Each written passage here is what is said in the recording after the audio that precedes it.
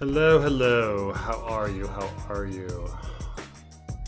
Where's my... You know how every stream starts wrong, and I've got some window open that probably has my stream going, so you're going to be hearing it in the background until I close that down, because you always need... There it is. Okay. How goes it? How goes it? Yeah. How is everyone? Everyone's doing well? Everyone's doing well? The let's talk about Ashara Dayne. So I think I'm come to the conclusion that Ashara Dayne is a George R. R. Martin mystery box that that perhaps I'm pretty sure he just has no clue like what Ashara Dayne is or could be. And so, I mean, we can let's walk through it because it's don't take my word for it. Let's go through all the evidence that we know about Ashara Dayne. Okay, let's do this. So, if we start with our search, and we're gonna start with Ashara. Okay, so we know that Ashara appears first. Catelyn talks about her in Catelyn 2, A Game of Thrones. And this is the whole thing about the story. She said she's thinking about Jon Snow. All the guards are saying that the mom is Ashara Dayne. They whispered of Sir Arthur Dayne, the Sword of the Morning, deadliest of the Seven Kingdoms, deadliest of the Seven Knights of Aerys Kingsguard, and how their young lord had slain him in single combat. And they told him afterwards Ned had carried Arthur's sword back to the beautiful young sister who had awaited him in the castle called Starfall on the shores of the Summer Sea, the Lady Ashara Dayne, tall and fair, with haunting violet eyes. It had taken her a fortnight to marshal courage, but in bed one night, Catelyn asked her husband the truth of it, asked him to the face, because she's talking about Jon's parentage. And so she asks him, tell me about Ashara Dayne. This is the only time that Ned had ever frightened her. Never ask me about Jon. He is my blood, and that is what I'll tell you what you need to know, and I will learn where you heard that name, lady. Okay. So right off the bat, it seems that a lot of fans just kind of ignore this fact. But right off the bat, something is related to Jon. Okay? So Ashara's story must be related to Jon somehow, for some reason. Now, I'm sure someone will say, well, he went to Starfall afterwards with Jon that he found at the Tower of Joy. And it relates to like Arthur Dayne and things like that. But Catelyn's story was about Ashara, and he says, never ask me about Jon. And then he says, and where did you hear about Ashara? And then we never talk about it again. So it seems that Jon is related to Ashara somehow. Somehow we got to fit that into the story. Ashara comes back from Cersei. And he says, how dare you play noble lord with me? How dare you take from me? You've got a bastard of your own. Who was the mother, I wonder? Some Dornish peasant you raped? Of course, like, this is the weird thing, right? Like, the war was in Dorne in a Game of Thrones, and this was retconned. While her holdfast burned, a whore, or the grieving sister, the Lady Ashara. She threw herself into the sea, I'm told. Why was that? For the brother you slew, or the child you stole? Tell me, Lord Eddard, how are you different from Robert or Jaime? So, we get double down on related to Jon, okay? Let's related to Jon somehow. And I don't mean necessarily like the mother, but I'm saying like Ashara is somehow related to the Jon story. All right. And then we've got this new idea about the suicide introduced by Cersei. Okay, so we got related to Jon and suicide. Okay. These two things. both of them also seem to imply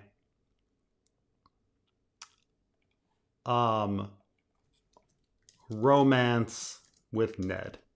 Okay. So we got related to Jon, a suicide, romance with Ned. And the initial idea is that, it's Ashara is Jon's father, or Jon's mother. Jon's father, that'd be interesting.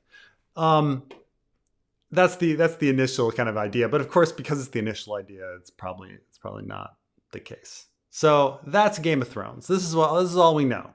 Ashara Dayne is somehow related to Jon. She killed herself, and there's a rumored romance with Ned. And so people think related to this stuff that, I guess, she might be the mother, and that he stole Jon away from her. But of course, it being the first thing, it's probably not the case. Okay, so we move on to Clash of Kings. Catelyn again brings up that Jon might be of Ashara Dayne, but if not, she had no clue who the mother would be. Okay, it doesn't matter. And then we move on to, they're double downing on this again. Probably not. You introduce the false idea because the later idea comes in, and we get this. So then we get to A Storm of Swords, and this is we meet Edric Dayne. Okay, so now we've got something else here. We've got some other story here related to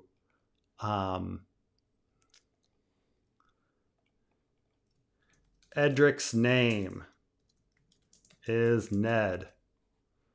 All right, so something happened to make Edric's name Ned. Okay, what's going on? And then again, we hear that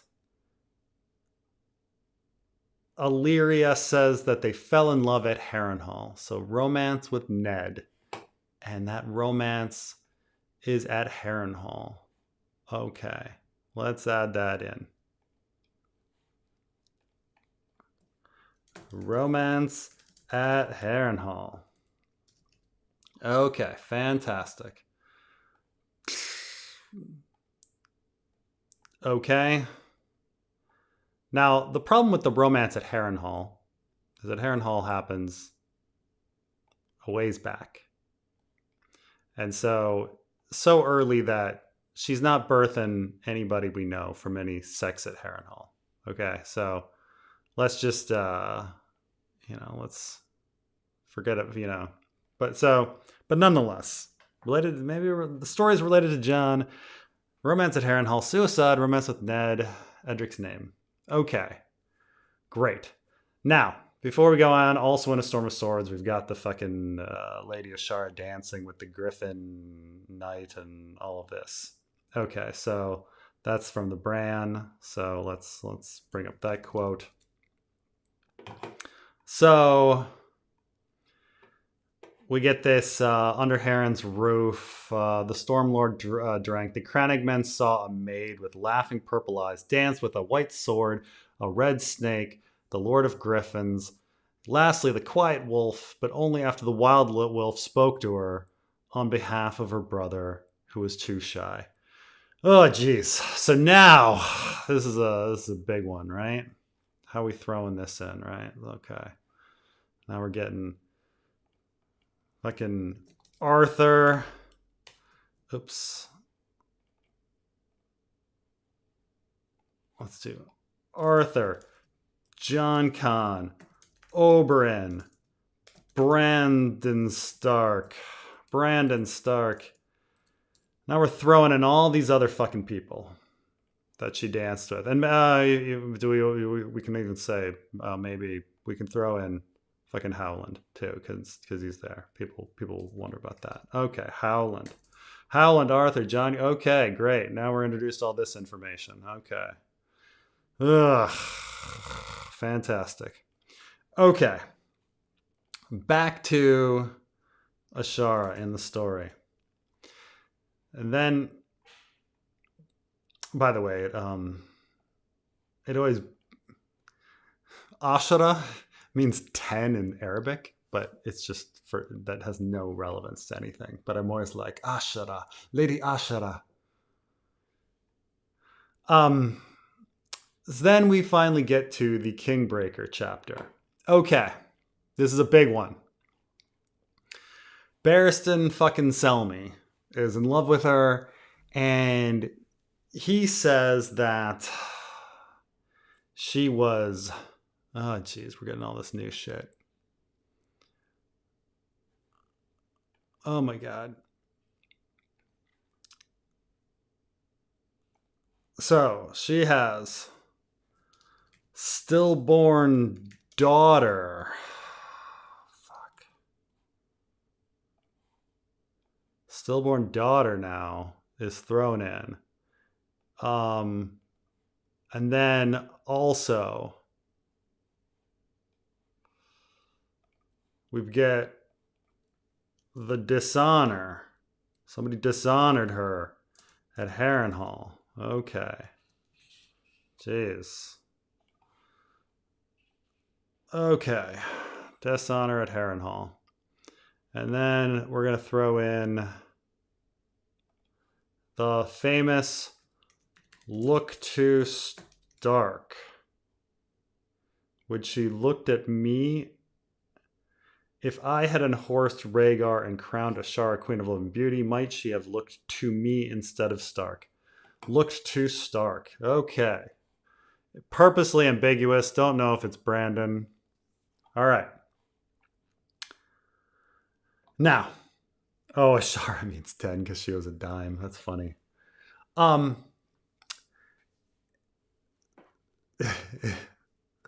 Yeah.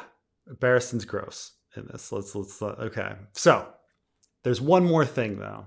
Okay. Carmine and I talked about this. He's going to post a podcast later. We talked about a Old Feast for Crows synopsis that that exists, and it's very interesting. I'll put it up for a second, real briefly, but it's important because it tells us quite a bit here. Here it is. Early blurbs. This early blurb said Daenerys trains her dragon and learns from Barristan the secrets of her father, her brother Rhaegar, and other matters that will culminate at Starfall. So, Barristan. Now we know this is the story. This is the exact same stuff that we're talking about. The stillborn daughter looked to Stark, the dishonor. But now it seems to involve her father Rhaegar and Rhaegar as well. And we know by the way that this is like George R. R. Martin had this plan. The publisher passed this to Amazon. This was a synopsis. He later invented the Barristan point of view. He specifically said that recollection was better than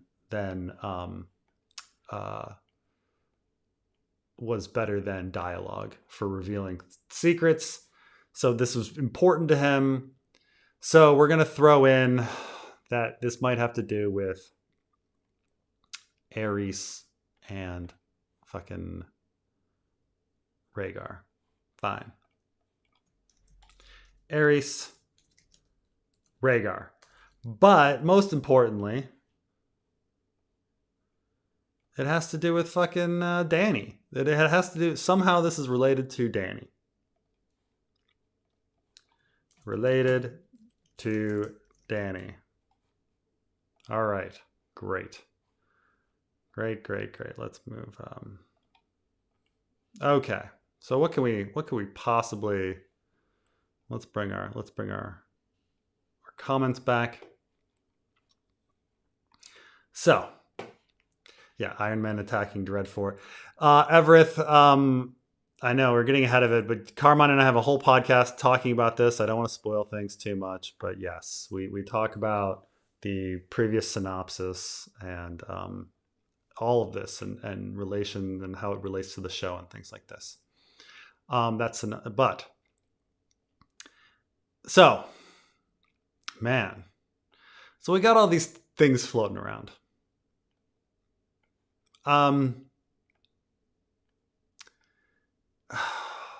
Now I've heard all sorts of different um, things over the years, right? Like, that Dany, yeah, that maybe Dany is the daughter of Aerys and Ashara.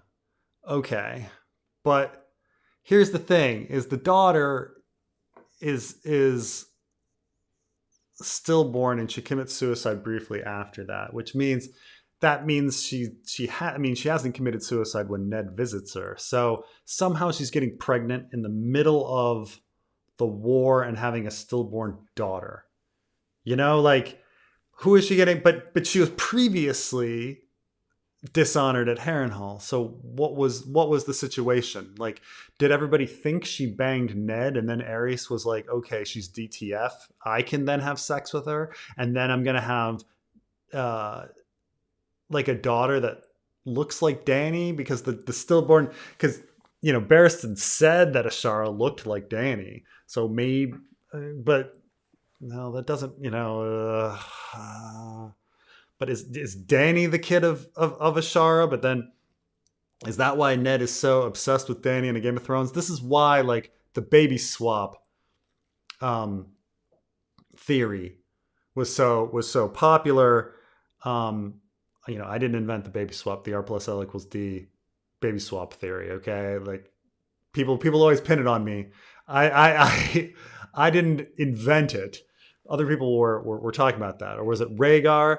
Did Rhaegar have sex with Ashara? And because Rhaegar is Dany's brother, so of course they're no, but she says that he looks like Ashara, not Rhaegar. So it's not about what the daughter looks like. So is Dany the daughter of Ashara? Like, you try to put all these pieces together. Was Brandon, was he really hot headed when he came into Winterfell because he was angry about the dishonor at Harrenhal? So it's just yeah, not Aerys. Is it Rhaegar and Ashara have Dany? Is Rhaegar's actually Dany's dad, both brother and father? Like, wait, well, obviously he can't be not brother. But yeah, it's just, I wish there were a way to, and not to mention, like, why bring up the Howland, Arthur, John Con, Oberyn, Brandon thing? Like, um, did Aerys dishonor her, and then Rhaegar was upset about it, and then that's the reason he wanted to overthrow his father, because his father was mean to Ashara? Is that the whole thing? Like, but when you look at all the pieces, and I would love for someone to have a nice, like, story that explains it all. I think we're going to get to that in the fanfic. I think it's going to be explored in the Area Hota chapter. That's not too far off. Hopefully we'll get to it in 2025. But what exactly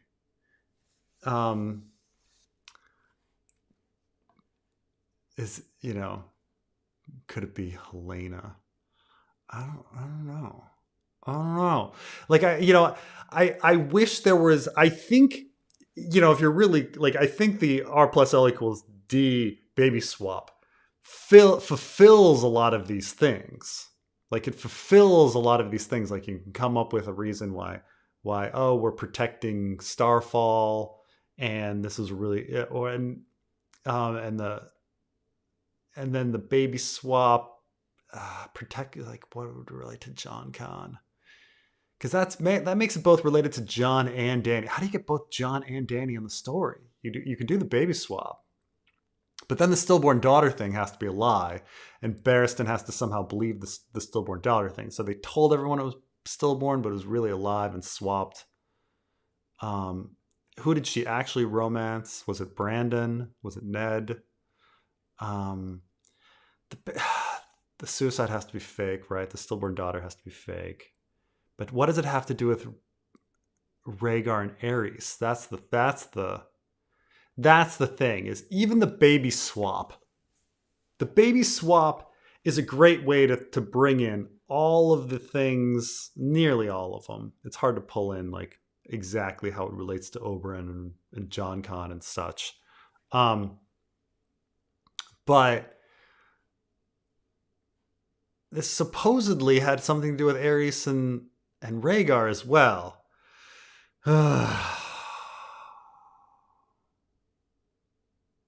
Rhaegar was just a scumbag. I know. It's tough stuff. So we'll leave this all around. I don't, I'm sure it doesn't fit in any sort of nice story, but we got to have all of these elements. Aerys, Rhaegar, Howland Arthur. Okay. Rhaegar is upset that Aerys dishonored Ashara, so he decides he's going to start overthrowing the kingdom. But he was the whole point of the Harrenhal tourney was that he was already had that idea. But maybe he gets more people on board, and they start talking. But she's with the dishonored girl, like it. She's being okay. Rhaegar is already trying to overthrow his dad, and Ashara is on board, and so she is going around talking to all of these different parties about getting on board with Rhaegar's overthrow. Aerys realizes this, and he's like, "What better way to make Rhaegar's like plan seem lame is if I call Ashara a total slut, and like no one wants to talk to her anymore, and she can no longer be the person trying to bring people to Rhaegar's cause for the overthrow." But how does he get access to her? Like, why is he hanging out with?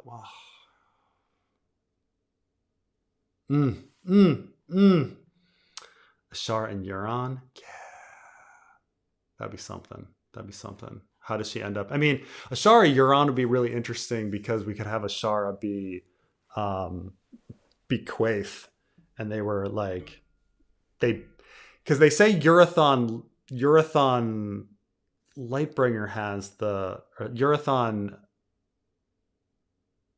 Nightwalker has the glass candle, and Ashara is using the glass candle. So maybe Ashara and Euron were banging, and she's using his glass candle.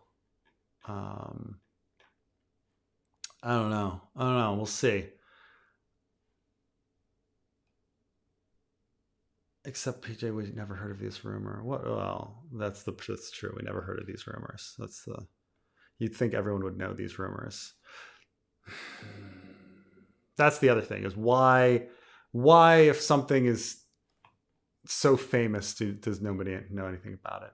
Anyway, hey Preston, we'll be sleeping by the time you start Czech Republic, but want to encourage you these dark times, and also, when's your book coming out? Can't wait.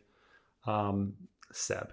Yeah, no, the things are really bad right now in America, with specifically with federal employees. It's and farmers and LGBTQ and Black people and immigrants and pretty much everyone, and any women who want reproductive rights. It's anybody that wants cheap products, anybody that doesn't want inflation. It's pretty rough.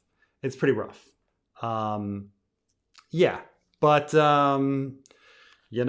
this is the darkest of times. The darkest of times, facing the most evil of men. And, can we, as a society, do it? Get through it? We shall see. But when's the book coming out? So the book is, I've been ordering proofs. They take a few days to and checking alignment and such. So I think my last one I shall be looking at tomorrow. So I maybe not next week, but it'll probably be the week after. I'll probably publish the book. It's coming very, very, very, very soon. So, um, but yeah. Could Gilly tell Marwyn Dany about the others? So there is of course this theory when Marwyn took off, and Gilly was on the boat. Maybe Gilly was on the boat. We don't know if Gilly's on the boat. Obviously, in the show, Gilly wasn't on the boat. I think the show is often a very good guide on what would happen, what will happen. But it's more fun if Gilly's on the boat, mainly because Gilly saw Gior, and Gior wanted Jorah to join the Watch. The only person that's able to really bring that message, unless we're talking glass candles and shit, or we're talking really late game kind of stuff, is Gilly. So it's really fun to get Gilly to Slaver's Bay. And so, yeah, Gilly telling everybody about the others would be the perfect person. Like, she would be the perfect person to tell everybody about the others and the need to go north. That's certainly the way we're going in the fanfic. And yeah, it's we don't know.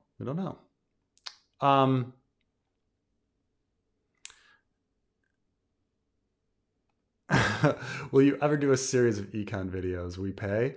I don't know. It's funny, with econ, and it's one of those things where it's like the more you know, the more you don't know. Like, so, I have an undergraduate degree in econ. I have a master's degree in econ, or it's a master's degree in economic policy. But and certainly I keep up on economics. I listen to stuff just because I find it interesting in my spare time. And I just lack the confidence to say many things are true in economics, which is always the joke about economists. You ask them a very simple question and they're like, on the one hand this, and on the one hand that, and they never really have a clear answer. And that's kind of when you get to when you start learning like the different mechanisms. You're like, well, both could happen. It depends. What do you find when you stick your hands down an old man's pants? Depends. So the thing is, yeah, for econ videos, I don't know what I would talk about, and I don't know if I could talk very confidently about stuff. I'm insecure about my knowledge of economics, which is a funny thing, right? Like the more I know about economics, the more insecure I am about economics, and the more I feel like I can't speak any expertise to it. So I don't know. I mean, I know people love to have me talk about it, but it's a very hard field with a lot of math that where everything is kind of true because you've got multiple systems working back on each other and doing feedbacks and such. So what I can tell you is that like when people are pretty confident about stuff, they're usually quite wrong.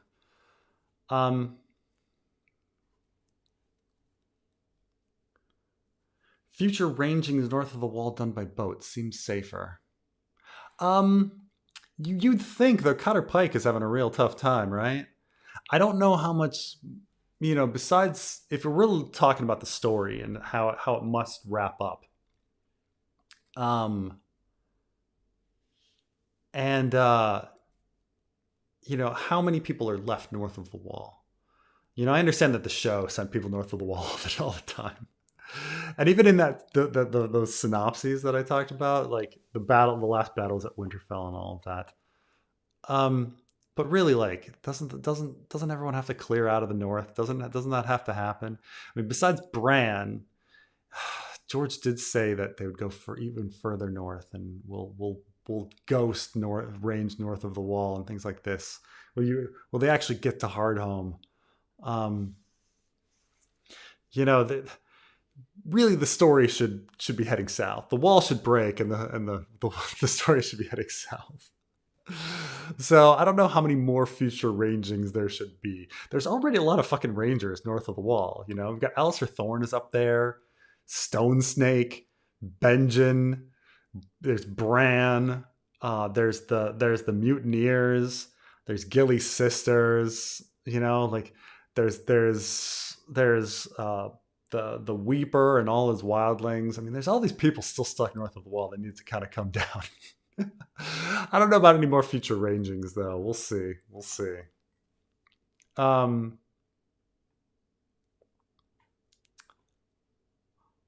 while ago I saw a thread on Denver Broncos subreddit about the Super Bowl 50 numeral change, and all the comments disagreed with Preston's take. LOL. They're all wrong, and your problem was being in a Denver Broncos subreddit.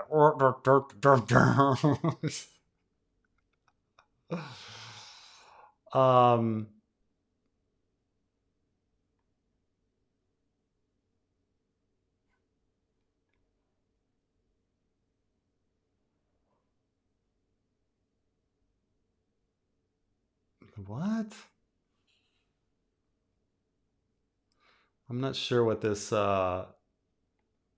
Trump pushing the end of the Ukraine war so that's a net positive for your average citizen. End of the handing over Ukraine to Russia is not any fucking positive for anybody.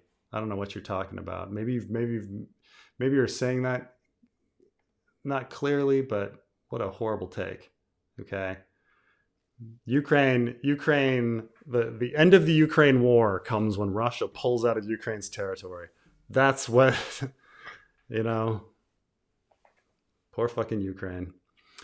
Dany gave 3 fancy weapons to her riders. Will those come back? Will they be used or even come back, as Jon won't be back soon? Will you make Davos the unifier in the north? Yes, those three fancy weapons, I have always thought about. They've been in the fanfic, the 3 weapons. I think she gives a bow. What are they? A bow. It's I mean, Daenerys 10 is fucking brilliant chapter, but there's it's just a wonderful scene when she's like, when she's like, I give you this gift, and they're like, no, like, I'm not going to follow you, and she just ignores him, and then the next guy's like, dude, no, I give you this dragonbone bow. She gives a whip, and he says, only a man can lead the Khalasar. That'd be a shame for me to take it. But she gives the whip, the bow, and I forget the last thing. But I'm sure it's an Eric or something. I don't know. I'm sure someone will correct me here. I'm forgetting the last one. But it appears in the fanfic because somebody's like carrying one of the items, and so she recognizes that her blood rider's been killed, and it flips her out. But as Jon won't be back soon, will I be making Davos the unifier in the north? No, I'm gonna have Melisandre be the unifier in the north. That's the twist, or at least the unifier at the wall. We'll see about who unifies the north, but like at least the unifier at the wall in the short term, I have that being I think it being Melisandre is a much weirder, more interesting story than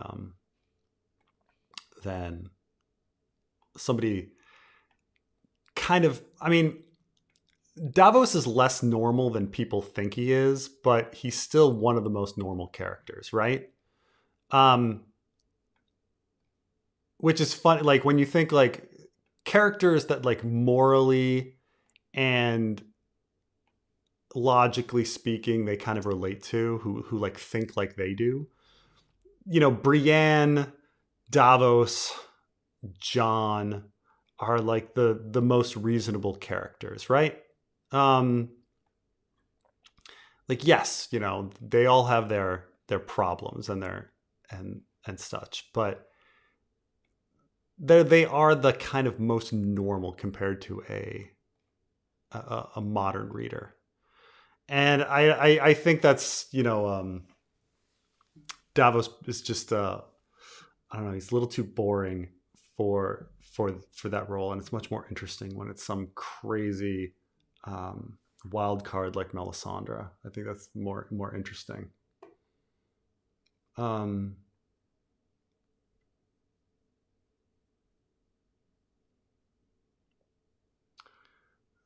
let's see here.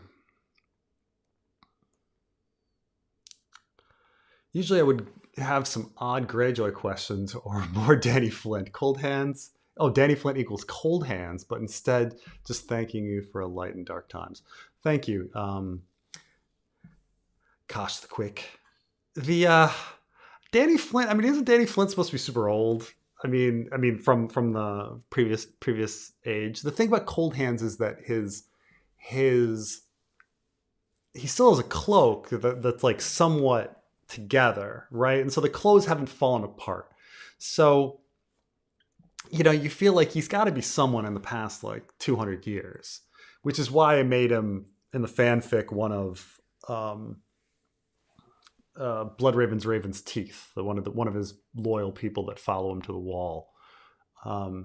Like his clothes are old, so it's like it can't be Benjen because Benjen's clothes wouldn't be that old. But it can't be like somebody from the Age of Heroes because then their clothes would have fallen apart. So you're kind of hitting this like, what's the sweet spot and whose clothes would they be, and what would make sense. And so, the most logical thing was just that, he was one of the Raven's Teeth, and he followed Bloodraven north, and he became one of his servants. That's the best I could do, but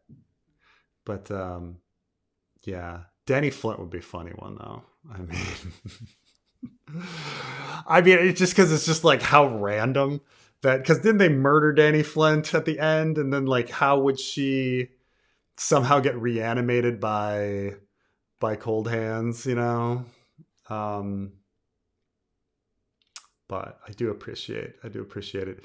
The okay, Rhaegar plus Ashara equals Danny. Let's see if it works. I mean,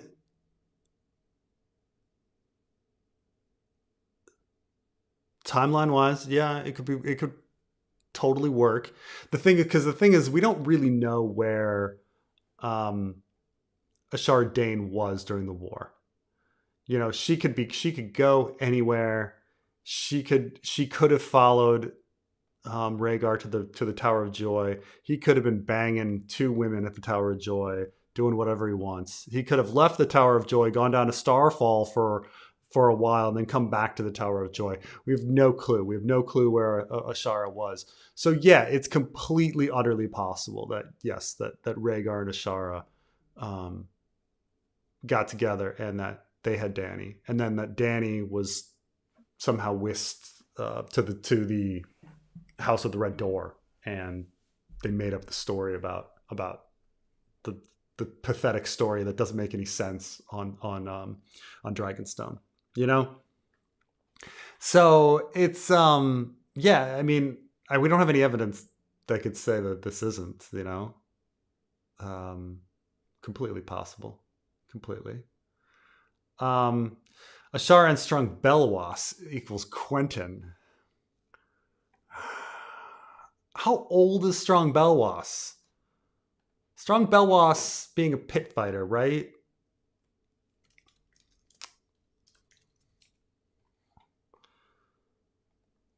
He never lost a fight.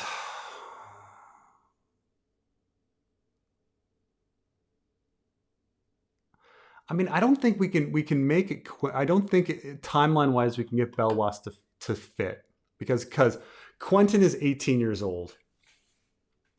So he was born prior to so let's assume that Strong Belwas is 40 and he's old. He's an old pit fighter, but he's still really good.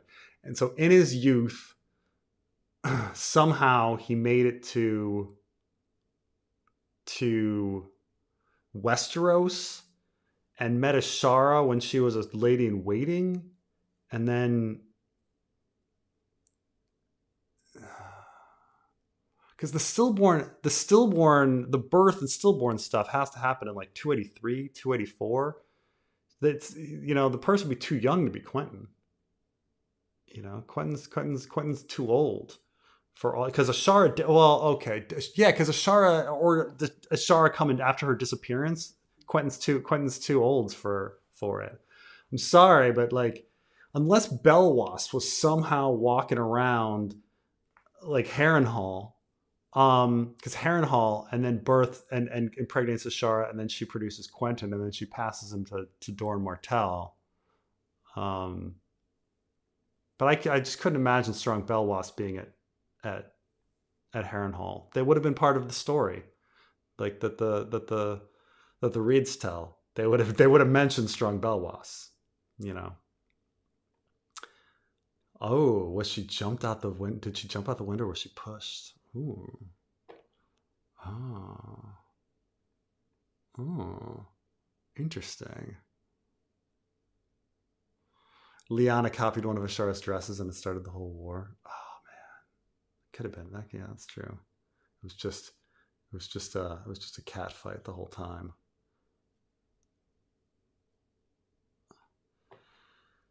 Ashara said that Barristan said Ashara had a daughter, so it can't be Jon.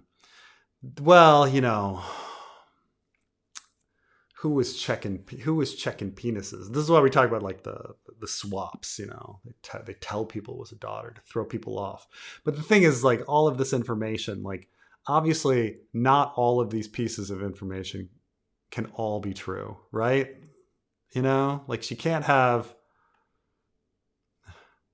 a romance with Ned and be dishonored and have Edric name be Ned, because if Ned was the one that dishonored her, they wouldn't be naming their kids Ned, right? Like all of the facts can't be true. Something has to be false here.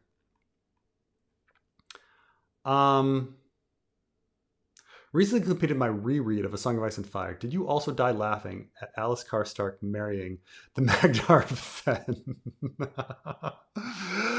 I mean, honest to God, my first read of A Dance with Dragons, I remember getting to that chapter and being like, why are these characters doing this?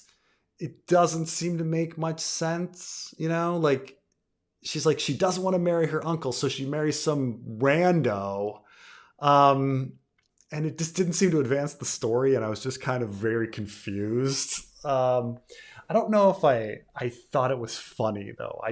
My first read, I was really taken that the chapter just confused me. Like, why is this happening, and how does this relate to anything? I found it very irrelevant, and very few people talk about that chapter. It seems to be filler. It seems to not really be relevant.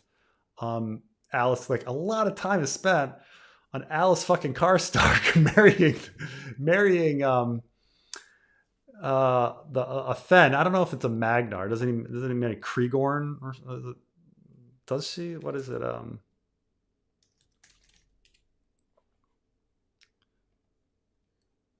She marries Sigorn of Fen, or is it? Oh no, Sigorn is the Magnar of Fen. You're correct. So I don't. Yeah. That was kind of my reaction. Was just like, why is this chapter here? I don't know if you would find a fan. Because when people talk about like their favorite chapters in A Dance with Dragons or something, like, I don't know anyone that would be like, oh my God, I love that chapter. It's the most incredible chapter. I mean, there is a scene in that one where Jon is talking about, and he's talking about in like bringing the others south of the wall, and the hill clansmen are are listening in, and some people are like, oh yeah, I know he totally impressed those Hill Klansmen, and therefore they're in on the Grand Northern Conspiracy to crown Jon. And I was like, I don't know. I think they would be. Don't think they're very happy.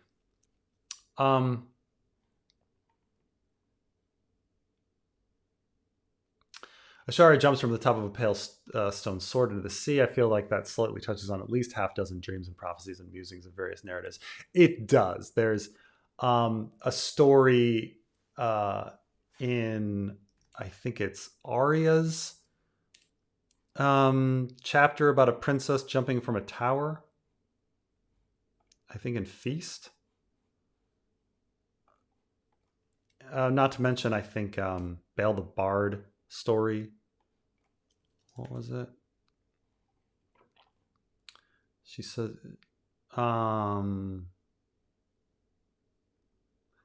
she said it was a Darien tale. So he was a man of the Night's Watch, she thought, and he sang about some stupid lady throwing herself off some stupid tower because of her stupid prince, because her stupid prince was dead.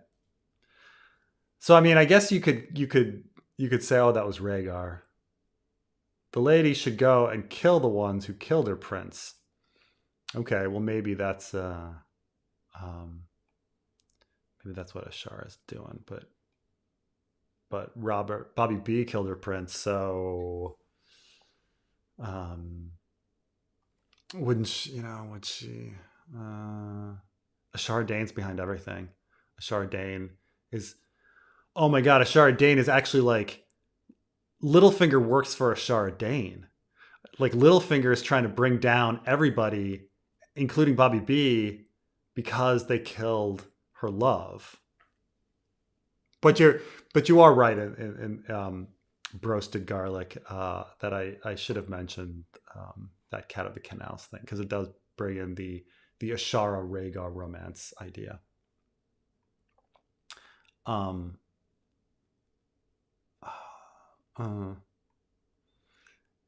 man, Littlefinger working for Ashara Dayne.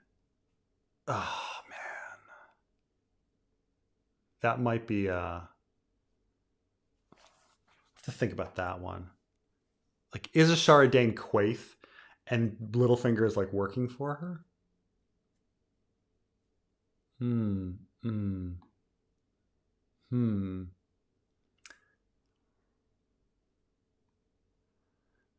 Where's Gilbert Glover? Mage Mormont is seemingly alive. Yeah, they probably just, the two of them just kind of fucked off and are like romancing. That's what nobody ever thinks, is that like no one knows, like no one remembers like all the sexual tension between Mage Mormont and Gilbert Glover. And so they're like, go find Howland Reed. They're like, fuck no. And they went off together, living happily ever after, living their best life. Hey Preston, where's Dreams of Indians? As I say, 2 weeks. 2 weeks. We should have it. There'll be something out. Iron Man attacking the Dreadfort. As I said, Carmine and I will have a podcast about this, where we go in. We talk for a while about the previous book blurbs and how accurate they were, especially compared to the show. Okay, well, I'm going to go too fast.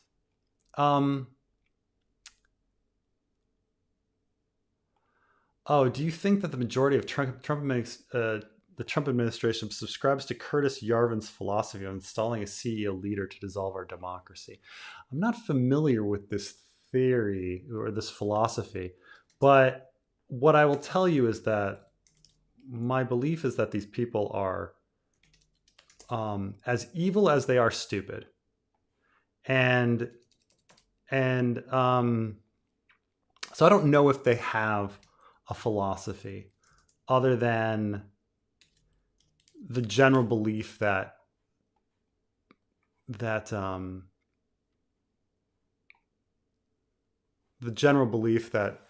government is evil and inefficient and should be destroyed for its own sake.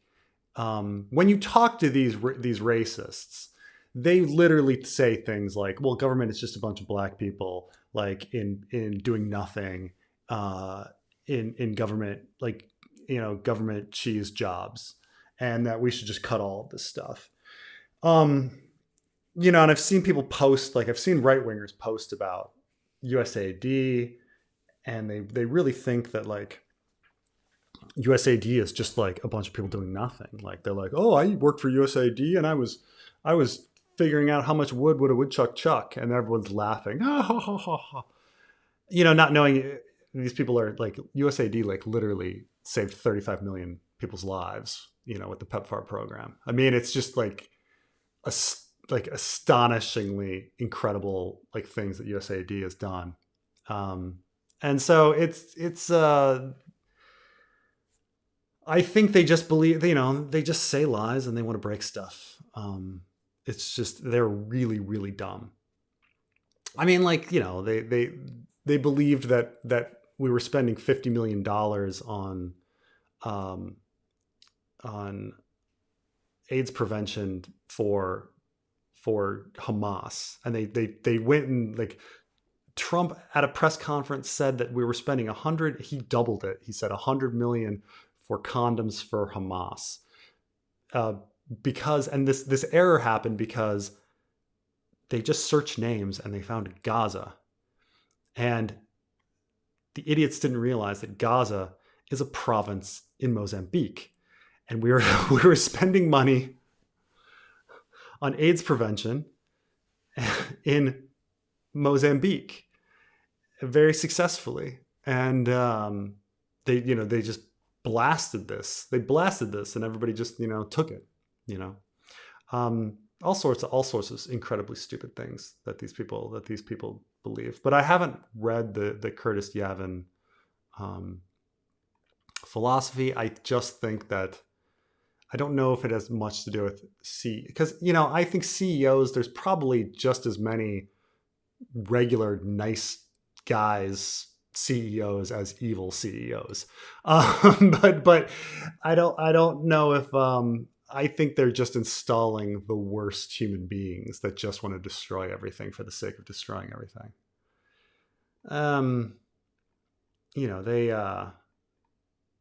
They really, and they get off on it. They get off on like, it doesn't need to make sense. That's the thing, is we keep trying to find sense in it, and they don't make sense, and they don't want to make sense because they know that angers the libs and it owns the libs.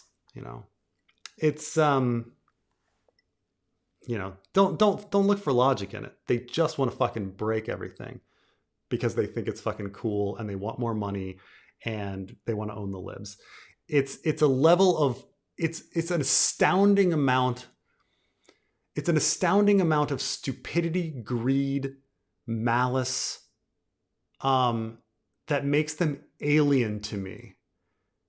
Because you talk to regular human beings on the earth, and you run into a certain level of intelligence, compassion, humility, about the world. You figure that the average person like has a certain level of compassion. People bring this up as the ice cream analogy, that what a typical person, if they saw somebody walking down like a little kid walking down the street with an ice cream, and a big brute came over and pushed the kid down and took the ice cream, would they think that is normal behavior? And most people would be like, no, that's horrible behavior. And that kind of proves that we're all kind of altruistic, that we're not actually selfish beings, that human beings have a certain level of altruism. But yeah, this batch, they're proving us all wrong. They're proving us all wrong. They're, this batch, like it's so alien, and psychopathic, their behavior. So yeah. I'll have to spend some time reading I mean, I see this title saying he says democracy is done. Yeah, maybe we'll see. Favorite SNL actors. Okay, I have this like weird. It's not like I'm a regular American guy who has watched plenty of SNL in my life, And there's definitely times where I really loved SNL, and then there's times where I really started to hate SNL. And there's different actors that I went from liking to severely hating, and um and it's really odd, my relationship with it. And I kind of have come to the opinion that SNL, and I'm including like way back in the day, I'm including the not ready for primetime players. Um, I'm concluding that it's never been a well written show. I'm going to say that all of their skits. I mean, you'll find genius skits here and there, obviously, but like I want to say that it's never been a well written show. That it's written very quickly, um, and most of the jokes don't land. But I will say that it has always been filled with really talented people. Because it's SNL, it pulls people in. It doesn't need to be a good show. It's SNL, and therefore it's constantly going to pull talent. People want to be on it because it's SNL. Um, so who do I think are the most talented people to ever be on SNL? Um, uh, I think Gilda Radner is probably. I think Gilda Radner and Eddie Murphy are probably the two most talented people to ever be on the show. Um, I think I think obviously Chevy Chase and Bill Murray are fucking hilarious. Um, who's been really great over the years. I mean, I think Will Ferrell is very talented. Uh, there's a lot of people that were on briefly that I think are really talented too. Like I think Chris Elliott was a cast member once. Martin Short was a cast member once, even though he's mostly known for SCTV. Um, Julia Louis Dreyfus was on there. Um, uh, Robert Downey Jr. was a cast member. I mean, like all these really talented people were actually cast members on SNL. Um, Whether they were successful or not, is one thing. But I think when I really think of the true geniuses that were cast members, yeah, I think Gilda Radner, I think John Belushi, um, I think Eddie Murphy. Um, but I mean, there's always been a lot of talent. It's just, I, you know, I've come to believe that just it's been a very poorly written show all this whole time. I still like Weekend Update. I think Colin Yost and Michael Che are very good in Weekend Update. And I think the Tina Fey, Amy Poehler years of Weekend Update were really funny too. Um, but yeah, I don't know. My fucking does everybody have a love hate relationship with SNL? I think it's I think it's this funny thing, right? That everybody like hates it and loves it at the same time. Okay, Danny is Stark, Brandon and Ashara, and Jon is Targ, Rhaegar and Lyanna. Baby swap happens. Nothing to do with Aerys. In the tourney, he was more relevant with the Lannisters. Yeah, it's just weird about like what Danny, what is revealed to Danny will come to. I think it says in the it will culminate. Other matters will culminate at Starfall. And you're like, what? Like, even if Danny finds out that Ashara Dayne is her mother, or I'm sorry, she's gonna find out that Brandon. Oh yeah, no, that Ashara Dayne is her mother. Um, like, what would make her go to Starfall? Um, and why does she have the silver hair?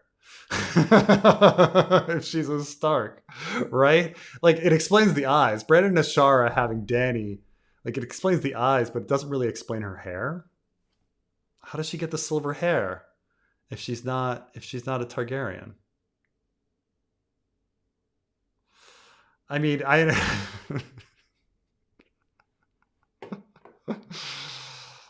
oh, Gilly actress is hot. We need more of her in the fanfic. Danny should be into her. I also think that the Gilly actress was beautiful, and super hot. Carmine was always like, whatever, not my type. I was like, huh, I don't know. Didn't Cold Hands kill the deserters? No, he only killed 5 of the deserters. So it's there's still a remainder after that, but it's very specific. That it's very specifically he kills 5, but he didn't kill all of them.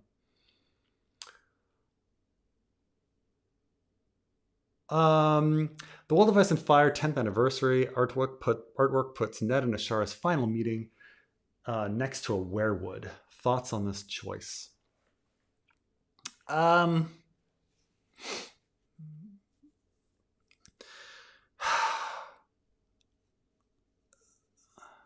mean, obviously, when you do it, you then say, "Oh, then Bran can look at him or whatever." I suppose that's an opportunity. I think that the placement of werewoods every fucking place south of the neck, that retcon, is a bit much. Like, do we need fucking werewoods everywhere? Like, what did this Andal invasion do anything? Did this Andal? I thought they brought their religion and their fire and they burned everything. And it's like, no, actually, they burned 0 fucking werewoods. They're everywhere. The fucking werewoods are everywhere. They didn't burn a fucking thing. It's such a weird retcon because it's like such an important part of the story. That this, like, if it represents like like in a metaphorical sense, like Christianity replacing Druidic like culture, right? This European idea. We think of like Europe, right, and the spread of Christianity coming, and then these last Druids keep going north and north in their beliefs of their old gods, and then the retcon fucking puts the werewoods fucking everywhere, and it's no longer that. You can kind of pull it off as like fusion, in the sense that Christianity is a fusion of that. They kept Christmas at the winter solstice, and they replaced like their polytheistic pantheons with saints, and everything became a saint-oriented pantheon and all of that kind of shit. But I don't know. It's such a weird retcon. Like, you're removing the savageness of the Andals and the faith of the Sevens, like religious conversion over everyone. Well, whatever. Fucking werewoods everywhere. Fucking werewoods. Fucking werewood in King's Landing. Werewood. Werewood at Starfall. Let's throw werewood everywhere. Werewood at Storm's End. Werewood at River Run. Werewood at Harrenhal. Let's put werewood in Casterly Rock. Why not? Fucking werewoods everywhere. Werewoods and at the Nagas Hill. Where faces in caves. Everywhere werewoods. I'm just reminded of that old David Cross routine about like the flag. He's like, eat the flag, tattoo the flag on the inside of your eyelids, eat the flag, and then you can shit the flag. Is Patreon still a good way to support the fanfic? I logged in for the first time in a while and my payment method had expired. Is that the best way? Oh yeah, I gotta PayPal changed their fucking system, where they recently changed their system where now you can only use Apple Pay or something to join, or something like that. Anyway, it's I have to fix that, but thank you for reminding me. But yeah, there's something on that. Like, legacy users can use the same way, but like, yeah, now they use Apple Pay or something. I have to check to make sure that it's all set up. But thank you for reminding me, Paul.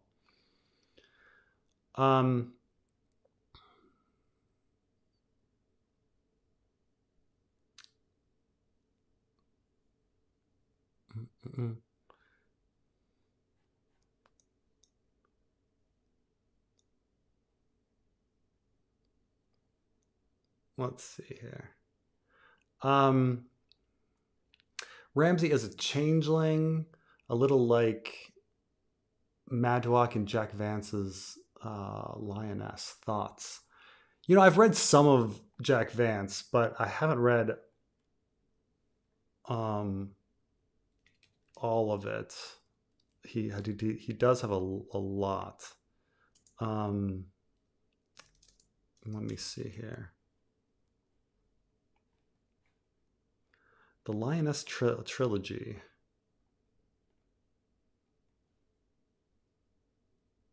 Three fantasy novels by Jack Vance. And then he's imprisoned and taken by fairies and replaced by the changeling Madwalk.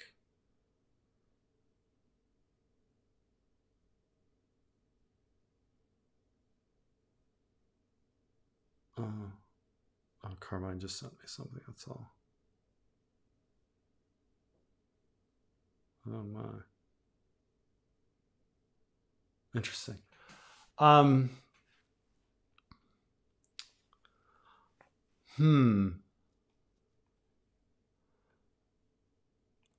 Alias is imprisoned by Drone and taken to be replaced by the changeling Madwalk. So you're saying that like Ramsay is some sort of like shapeshifter that can replace people.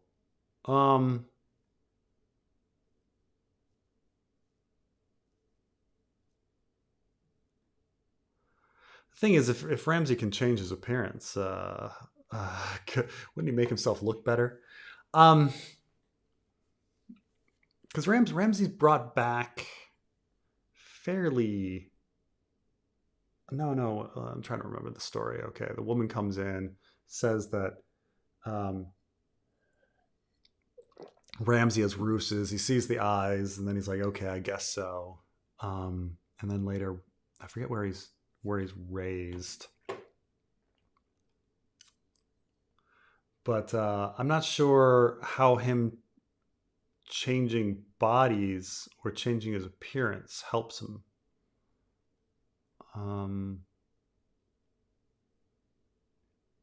But yeah, I mean, I'd have to read this the Lioness trilogy. So I'm sorry, Aslan. I'll have to look into this in more detail. Brienne, Davos, Jon, these are the most reasonable characters. Somebody forgot Cersei. It's true. It's true. She has some great thoughts. Some great thoughts about, pale sticky princes. Let's say George considered this. Then Cold Hands must have died upright. His hands are black, indicating liver mortis, which is usually on the back. Huh. So George, he does just kind of like write sciencey stuff. I mean, I understand that you're aware of this, but died upright. I mean, I guess he could have died like on his horse or something, getting shot or something. Died on his feet. If you're bit by a white, do you become a white like a zombie?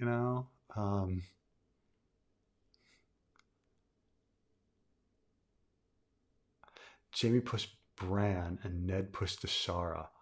Oh, wouldn't that be crazy?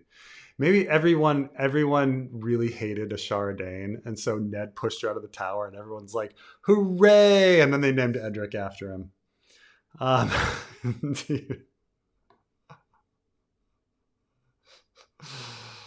um, Rhaegar and Ashara is the only one that makes sense.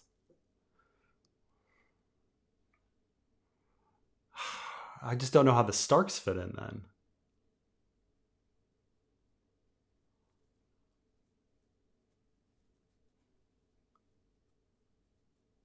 Did Ashara theories come from anything in the book, or are we just looking for stuff in the book to support theories we came up with? I mean, there's no. I mean, the only theory that exists in the book is that Ashara Dayne is Jon Snow's mom. I mean, that's the only one that people in the books believe. Um, but except for maybe Barristan, but um, so let's see.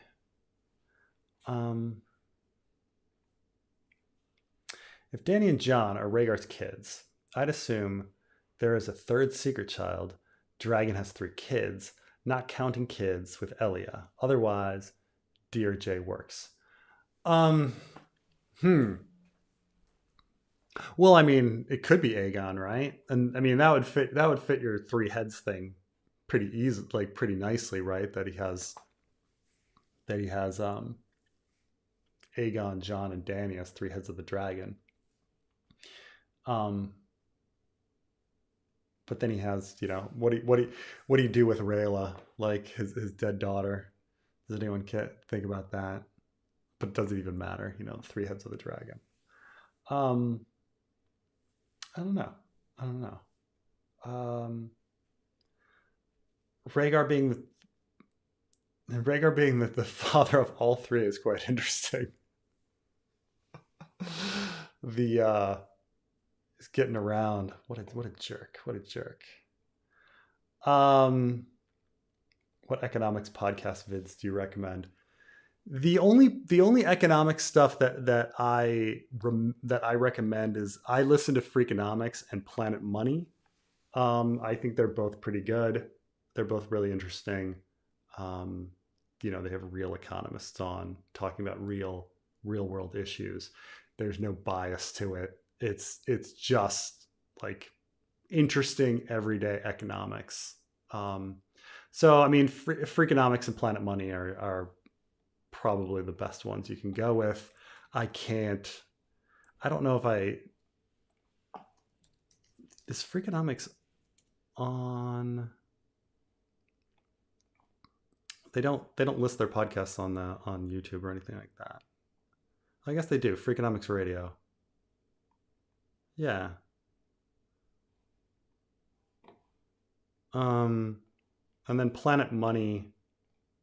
So they do have, you can find it on YouTube too, but obviously it's on podcasts. But Planet Money, yeah, Planet Money also has some great videos. But yes, those 2 are like the go-tos, I would say. Freakonomics Radio, and Planet Money. They're really good. But you're not going to get all these things like why China's about to crash. You're like, oh god, you're not going to get any of these like crazy kind of stuff. It's going to be kind of interesting things like how credit cards were invented or something. Like,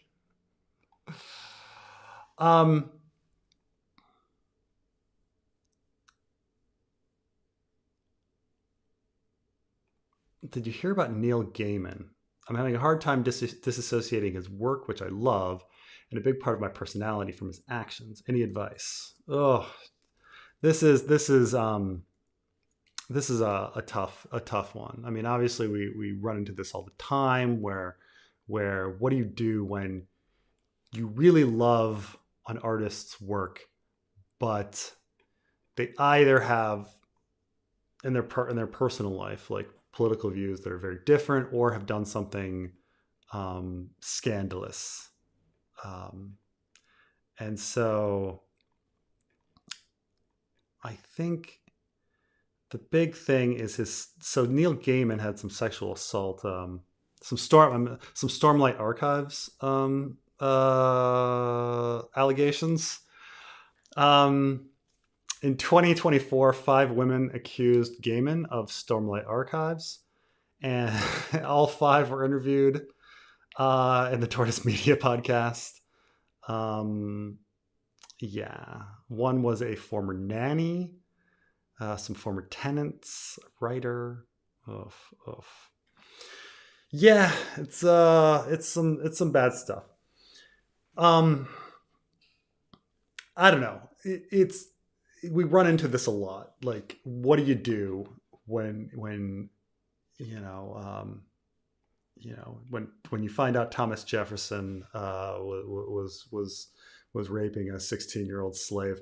What do you do when you realize like Woody Allen is just a horrible human being, or when you realize that the Orson Scott Card is like a right-wing crazy, right? Like, what do you do? I don't know. I suppose like one, like nobody's perfect, but also like, can you separate like craft? Like, can you appreciate craft, and can you appreciate like one part of somebody without like praising everything? Now, I know it's a little different with where it's their full mind that is like written something in written words and stuff like that. But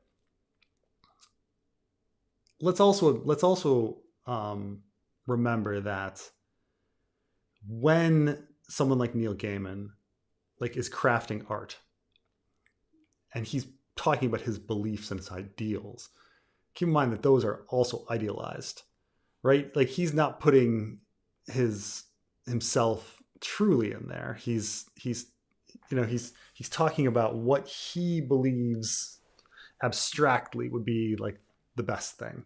And this is the thing, is can an evil man imagine what goodness is? Like, well, sure, right? Just as a good person can imagine what evil is, cannot an evil person imagine what goodness is? And can't an evil person like write something that's beautiful and articulate goodness? Like, can't they be capable of that? Why does one need to be good in order to articulate what good is? As a good person, you can articulate what evil is, right?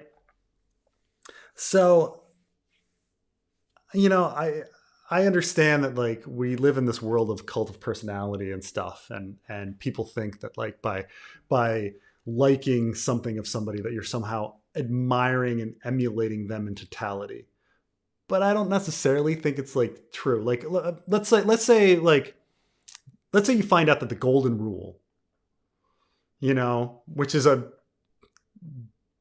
great piece of advice that like that many cultures have come up with, and everyone should probably follow because it's the fucking golden rule. It's something intrinsically great. But let's say you found out that the golden rule was like written by a rapist. He probably was, by the way, considering like at the time period. But like, does it change the value of the golden rule? Does it make it any less beautiful? Say Michelangelo's David. Say you find that Michelangelo was like secretly like torturing children in his basement. Is David any less an achievement? Like, obviously, like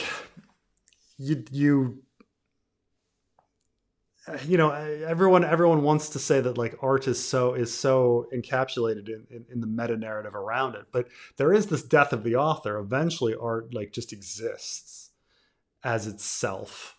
And so it's hard when Neil Gaiman, when it's so close to when he wrote it, and that he's still alive walking around.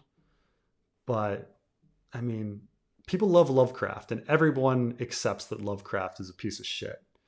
But Lovecraft's writing, can be separated from Lovecraft. I think it's not only possible, but it's necessary. Like, I don't think there's anything that we could value in our society that wouldn't be tainted. And I don't think, there's anything that we can build that, I mean, in the future, we're all going to be evil people by comparison. Hopefully in the future we'll be considered evil. That's what that the future generations will be better than us. And hopefully we'll be viewed as evil because we were so primitive and wrong. But hopefully like what we built still like helped go along like to that, So I don't know. I don't know if any of that makes sense or I'm just rambling. But I think you have to disassociate it. I think you have to. That it's completely possible for an evil person to write goodness, and for a good or to imagine goodness and to create something beautiful, just as it's completely possible for a good person to imagine evil and articulate what that is. But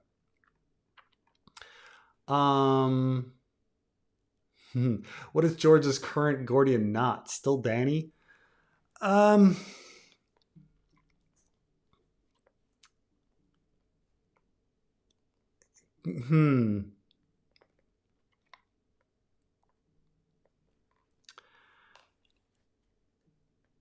think with Dany, there's probably some problems in the sense of like, again, like answering how does Ashara relate to things, what the hell the deal is with the house with the red door, and having a satisfying answer to all of that. I think that's all there. I think it's I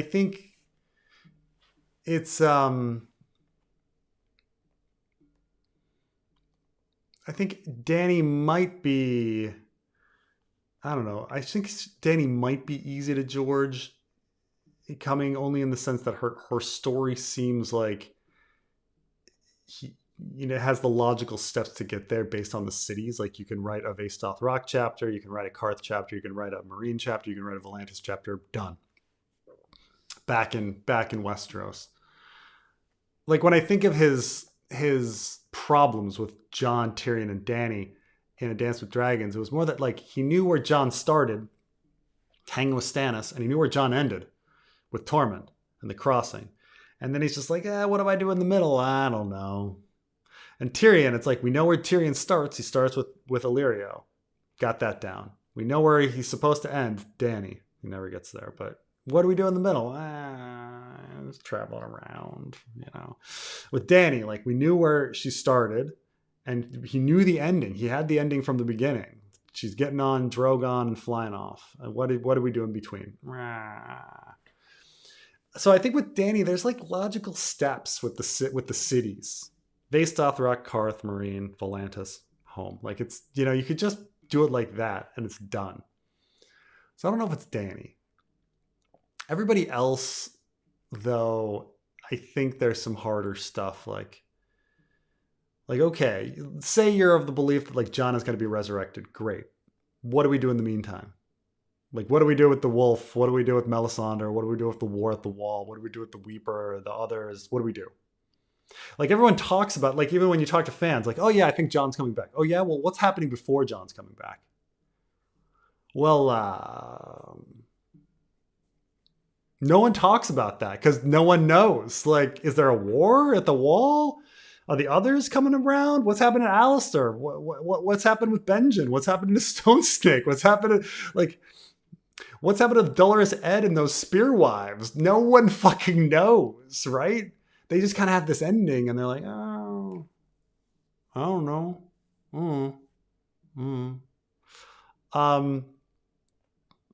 It's the same with like, I mean, with Brienne and Jaime, like you kind of know, okay, we got to have a showdown with Lady Stoneheart. What happens after that? Or do you just build the entire story? Like we lead up 5 chapters to their showdown with Lady Stoneheart. So it's these things. I think Jon is probably a problem. I think Bran is probably a problem because Bran is always a problem for George. George even though Bran was the first chapter he ever wrote, he has a hard time with him. I think all of the mess of the North, I think Davos is probably a fucking mess because it doesn't make any sense. So yeah. But yeah. Okay. Some men just want to watch the world burn. Yeah, I do believe that that's probably where we are right now. I mean, that's the only explanation that really I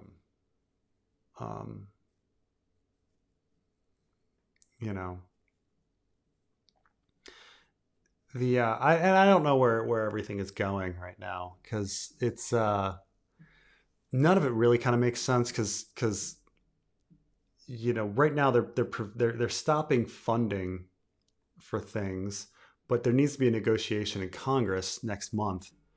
And how is that supposed to work if two sides, the way government is normally funded is Congress says, I'll fund your program if you fund my program, and there's compromise made.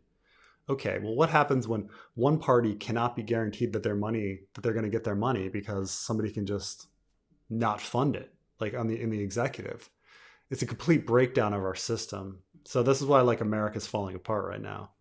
Um, no one, like everyone's very unsure of how things can possibly function going forward in the next month. It's a really scary, crazy time. But yeah. So um,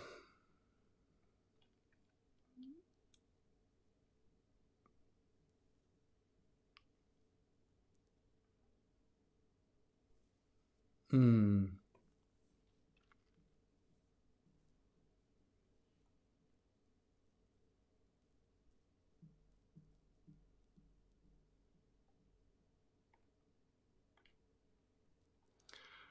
um, love for bro writing the winds of winter for us. Thank you, thank you. I mean, it's not just me; it's the all the contributors and the editors. It's a lot of people putting in a lot of time.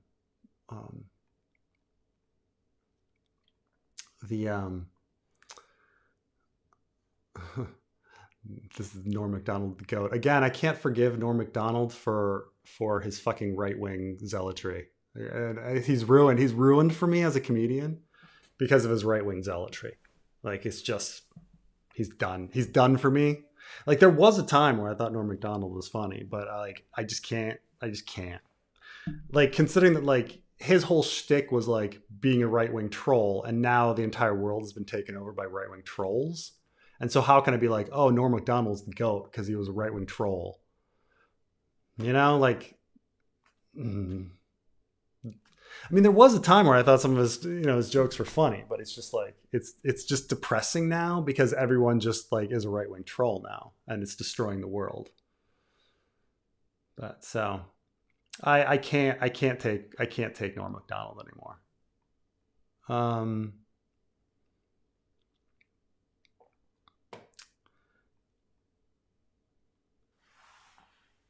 oh, people rotate in and out of the SNL fandom quickly. Humors evolve fast. That might be it.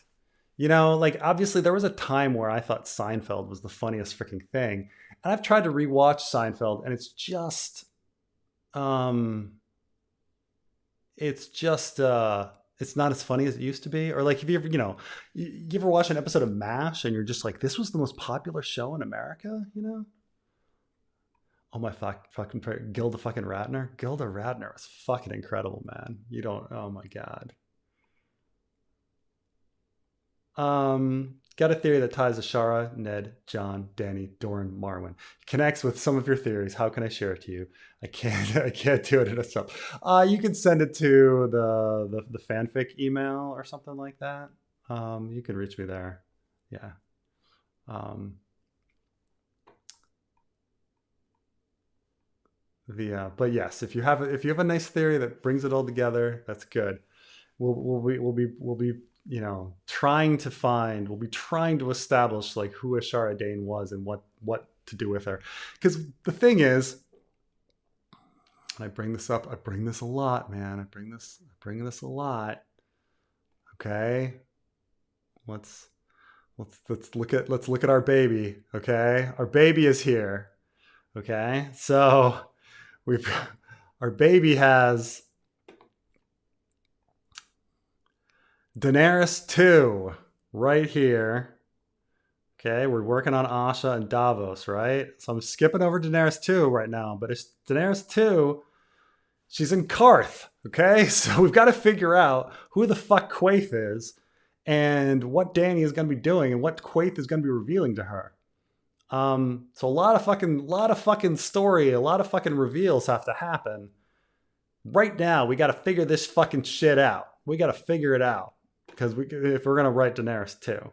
Otherwise, I'm just going over with, I mean, these are going to be some fun fucking chapters. Melisandre, it's going to be fucking fun. And this Samuel 2 chapter, the ideas I have for Sam, the Sam story, the ideas I have for Sam are like the coolest ideas I think I have in the whole fanfic. So, I'm, yeah. So we'll see how this goes.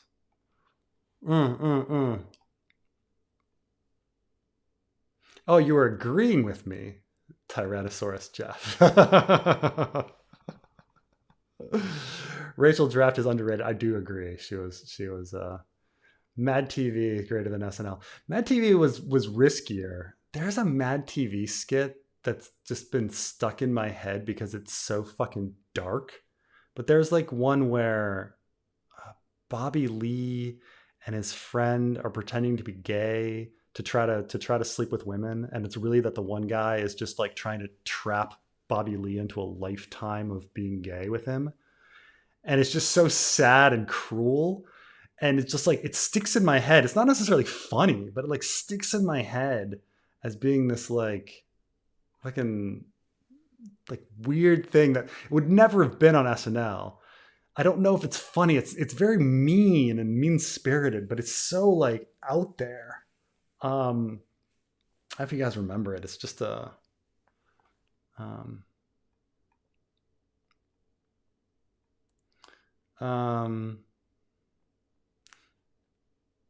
Gilly is meant to look inbred, for Christ's sake. First of all, I mean, Gilly in the book is not supposed to be hot. Just like Jon in the book is not supposed to be hot. Lots of people are not supposed to be hot in the books. But come on.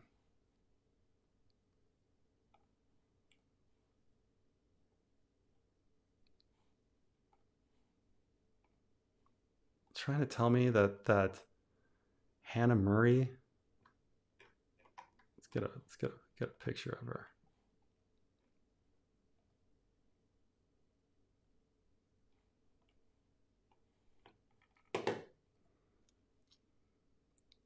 Come on, let's see. Let's get the. Why is it so hard for me to get this? Here we go. Trying to tell me that that this woman isn't hot. Like, come on. People are like, oh, she's got a little bit of an overbite or something. You're like, come on. That just gives her character. Just gives her character. But come on.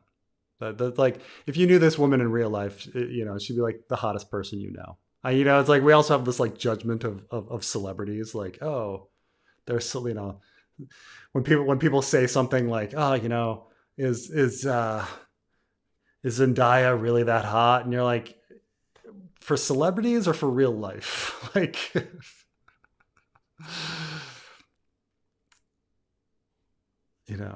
people are so judgmental of celebrities as being not that hot when they're all like hotter than everybody we know. Maybe Starfall has a red door.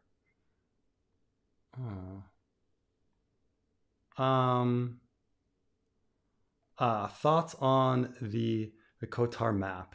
It is peak originality. Let me see about. So Carmine sent me this map so that I can comment on it. Probably this is the Court of Thrones and Roses. So can I pull this out? There we go. So this is this map, which okay, so I look at this map and I'm like, huh. Well, first off, it just looks like Britain and Ireland. But let's see, let's get into some more detail here. Is it that bad? Winter, summer, autumn, spring. The Nightlands. Oh, it is very much. I I mean, Ice and Fire was already like copying. So the Nightland, night, day. Huh. The Mortal Lands. Well, it does seem to be pretty simple.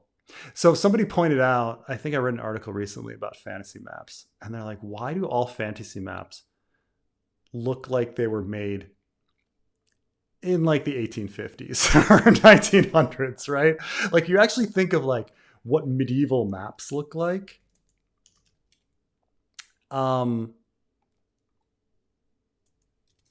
They're ridiculous. Like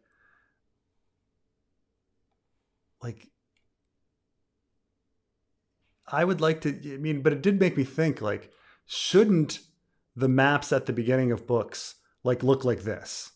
Like, shouldn't they be like ridiculously abstract and um like difficult to determine where everything is and stuff like that. Um like these were medieval maps. Instead we get these like things. They all look the fucking same. They all look the same, right? They all look Lord of the Rings, you know. Or like you're going on your little Dungeons and Dragons campaign. Like, man, they like such fucking advanced map makers back then. They all know like which way's north and east and south and everything. Incredible. They're all dealing with the curve of the earth well, you know? Like, oh, so hilarious. But yeah, it's yes, not I don't know if any of these maps have why do we have such bad map makers? It's a really there's a lot of YouTube channels about like how bad maps are and how like cities are in the wrong place and mountain ranges look weird. You know, Ice and Fire has no volcanoes, you know, except for on Dragonstone. Um, oh, do the Lannisters represent anything in the story theme wise, or are they just meant to antagonists of the story? I mean, obviously there's like, you know, based on the Lancasters, you know, you have the Yorks and the Lancasters and the War of the Roses kind of aspect. So the Lannisters are supposed to be that. Um, and originally, and this has been retconned, but originally they were supposed to represent Southern Andalism versus Northern, um, like old god starkness, right? And so, you know, it was supposed to be that kind of, you know, to put it bluntly, uh, um, like francophone Roman idea of Europe versus like the Germanic or even Druidic like culture of Europe and things like that. There was supposed to be that split, and in early So Spake Martin's, like George calls the Lannisters like Andal culture and with Andal names, and that's why it's like Lannister. It flows off the name versus Stark. You know, like this is seriously stuff he talked. And then it was all changed. It was all changed. Oh, Land the Clever was a fucking, well, you know, was, and they're old men too. And there's fucking 55 werewoods inside Casterly Rock apparently. You know, and but but yeah, that's all. I think that's all that was. It kind of, you've got the York and Lancaster. Of the War of the Roses, and then you have this like old gods, um, uh, first men, Andal, new gods split, and then you know you bringing that into Europe, the sort of like harshness of the supposed harshness of the northern Germanics and Druids and versus like the civilized people of when you get down to France and Italy and such, you know. So that's kind of it. which is why the Lannisters are all so snooty and pretty, right?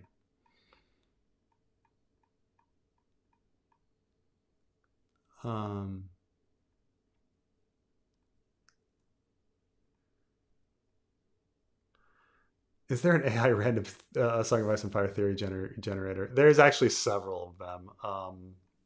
Uh, yeah, I think yeah. All Shift X they did some videos on making random ones and talking about them. Oh, changelings are not shapeshifters. They replace babies. Then their appearance sets. Their personality fits, though. Cruel, impossible to anticipate, and a little magic. Controlling ruse. Oh, okay. So this idea that the changeling replaced the real Ramsay, um, and then grew up in his place. I mean, it's all possible. I'm just, changelings is another fucking. It's be another fucking magical element that we somehow need to fucking explain in this story on top of the children and the shadow babies and the time travel and the dragons, and the glass candles and the prophetic visions and all this stuff. So and the telekinesis into werewoods and in telekinesis into direwolves and such. So it's like, is it all too crowded at this point? I don't know. Yeah. Let's see here. But Lioness is amazing. Best JV. Wish for a TV show. I wonder who. It is funny that no one have any Jack Vance stories been adapted.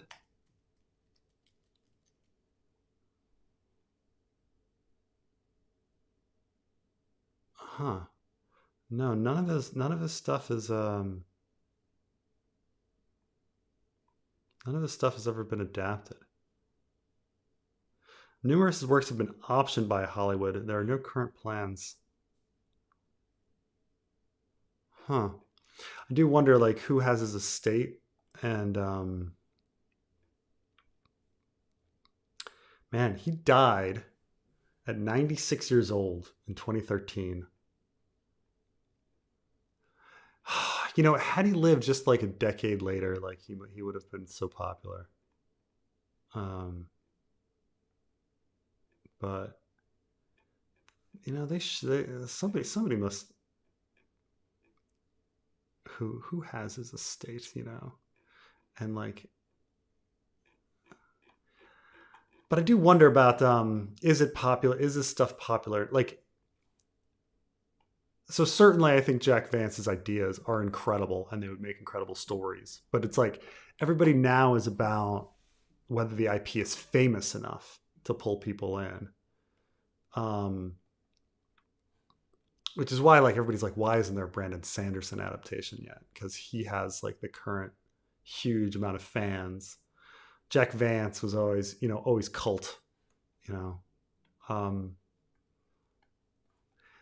is why I actually give Brian Herbert, Frank Herbert's son, so much credit, because it's like he played the game and was able to get all of his get his father's work like adapted over and over again and keep it going in the zeitgeist and doing all of that and making it a thing, making Dune a thing. Because it's like, as incredible as Dune is, there's so many incredible different like worlds that could be adapted, But why does Dune get chosen? Why is Dune always the one coming back? So it needed somebody. Jack Vance needed an advocate, somebody that would get his work done.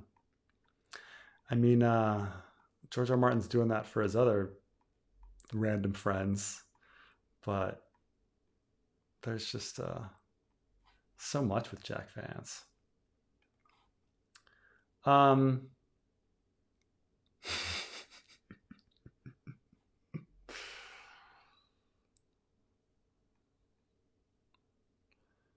Da, da, da.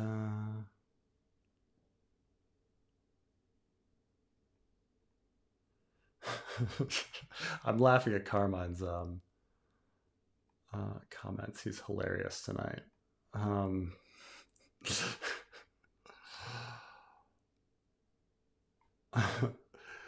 what do you do when you find out America was the evil empire all along? But the thing is, was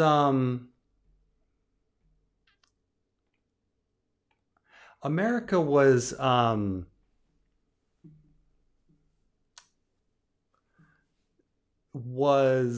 they did so much great stuff for a long time, and went on under good leadership.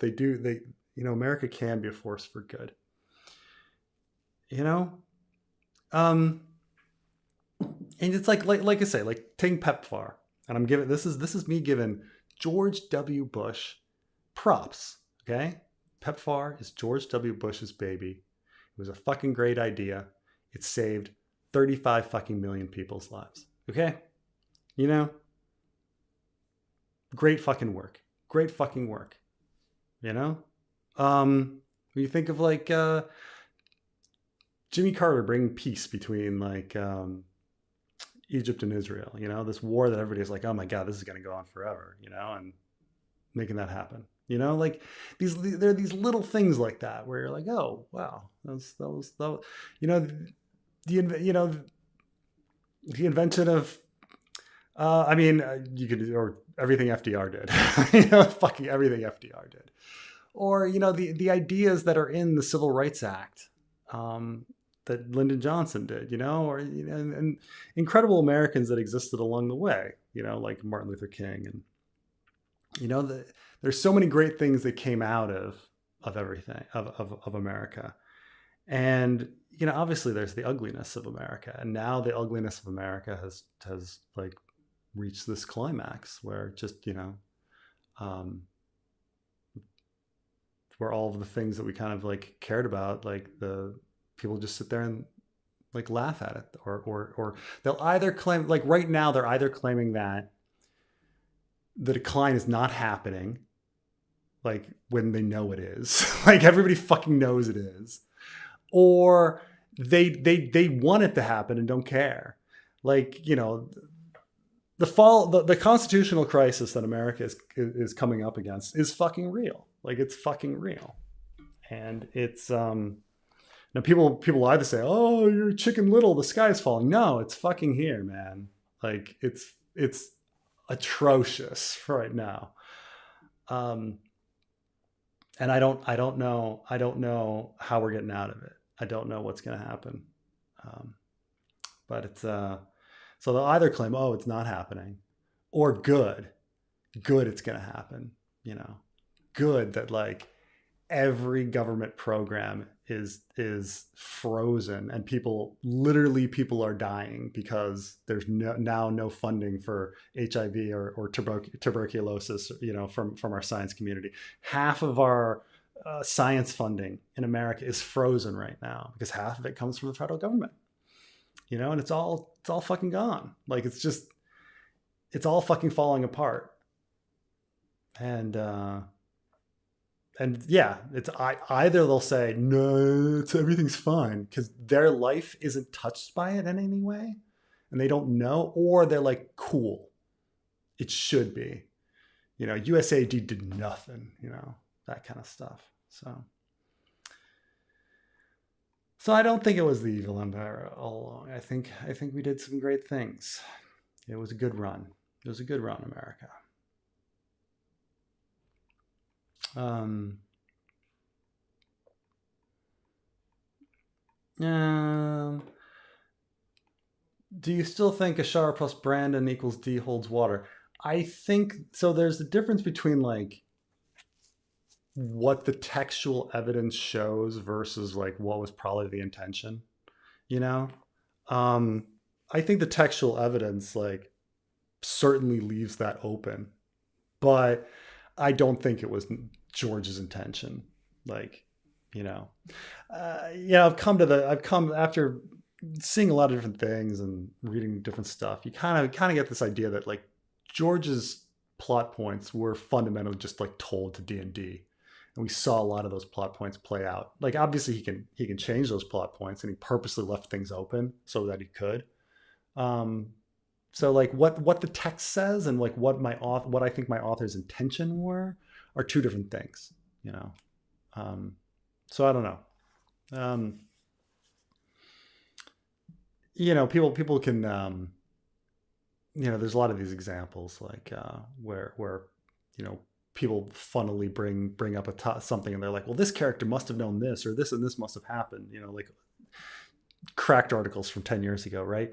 But it's like, you know, that wasn't the author's intention, you know. So yeah.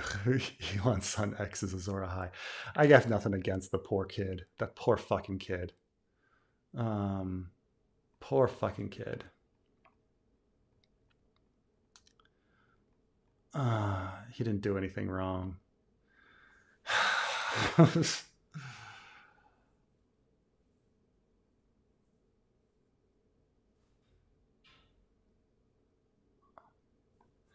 Right. I mean, so what Tim is saying here is this is the thing, is this is why we're at this crisis right now. Like maybe the courts, even hope that the courts will will somehow like force things, you know, say all of this was illegal, bring power back to the legislative branch. But it's a lot of yeah, it's a lot of hope.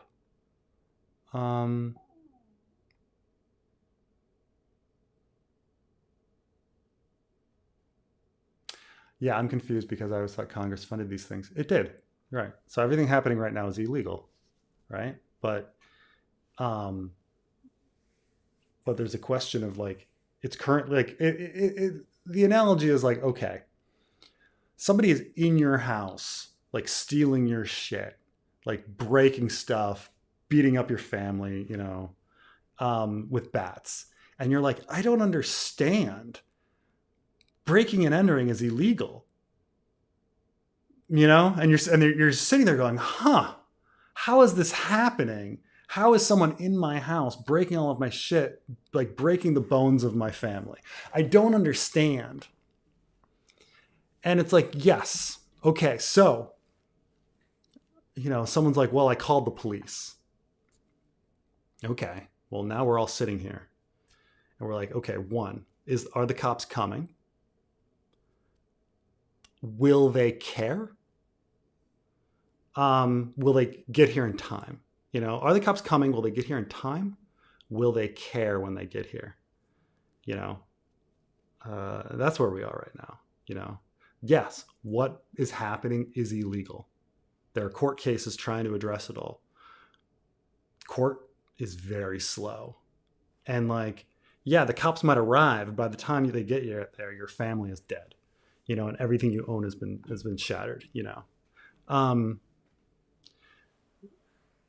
that might happen. You know, so but it's true. Congress funded all of these programs. That's how it works. It's the executive's job to make them happen. Like Congress is in charge. They're the ones that fund it. The executive is supposed to do it.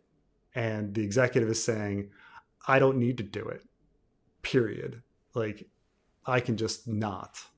And well, what's our resolution for this? Like, well, okay, the courts can go, actually, you're supposed to do it. And then people go, well, what if he just ignores the courts? Well, we'll see. We'll see what happens. We're going to like, we've never had a president like do this. We've never had like, we don't know if the cops are coming. We don't know if they're going to make it in time, and we don't know if they're going to care when they get here. You know, so it's hard.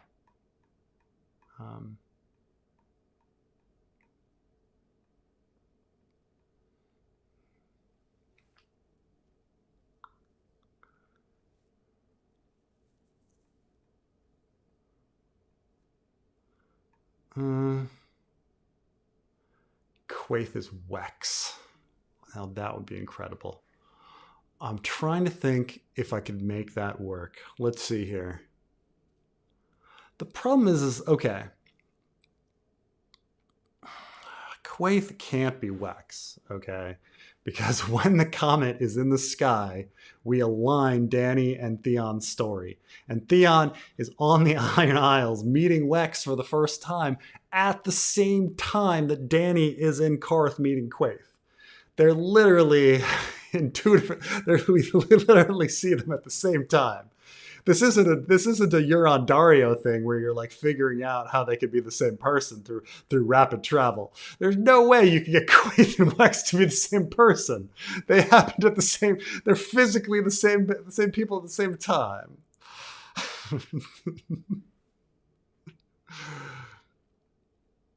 The State was the best sketch comedy. The State was pretty good. It was pretty great. I love The State. You know, those guys still hang out. One of them has a YouTube thing called Dad Band. What's it called? Dad Band? Yeah. Middle-aged dad jam band. That's what like some of the guys from The State are doing today.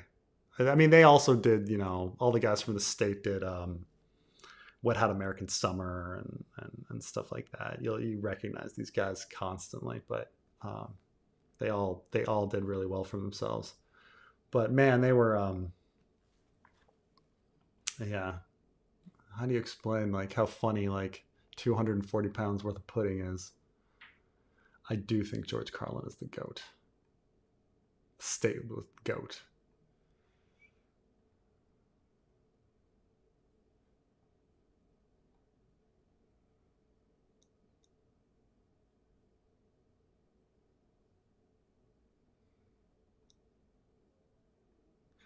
Brienne is hot. Fight me. I think the whole thing is Jaime starts thinking that. He starts thinking that she's hot a little bit. Could Quaithe be Tom Waits?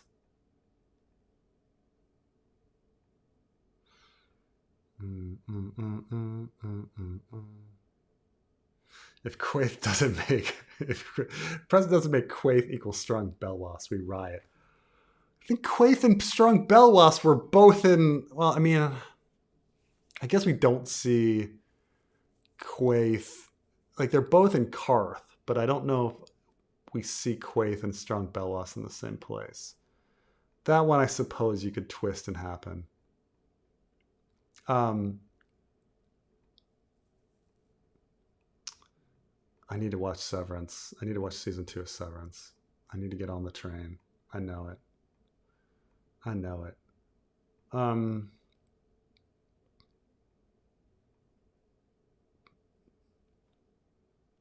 Arab map makers head south of the top.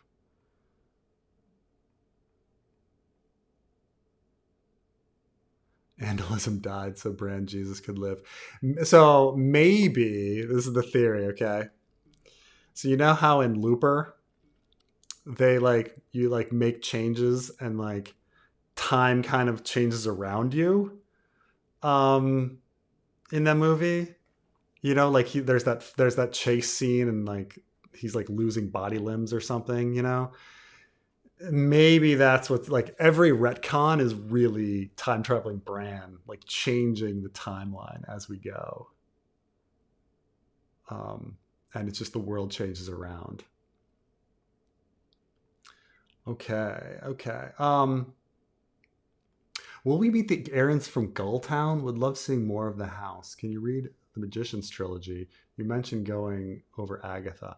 I've read the first Magician's book. I haven't read the trilogy, but I read the first Magician's book. It was okay. You know, it's very well written, though. All the characters kind of seem like the same character. They're all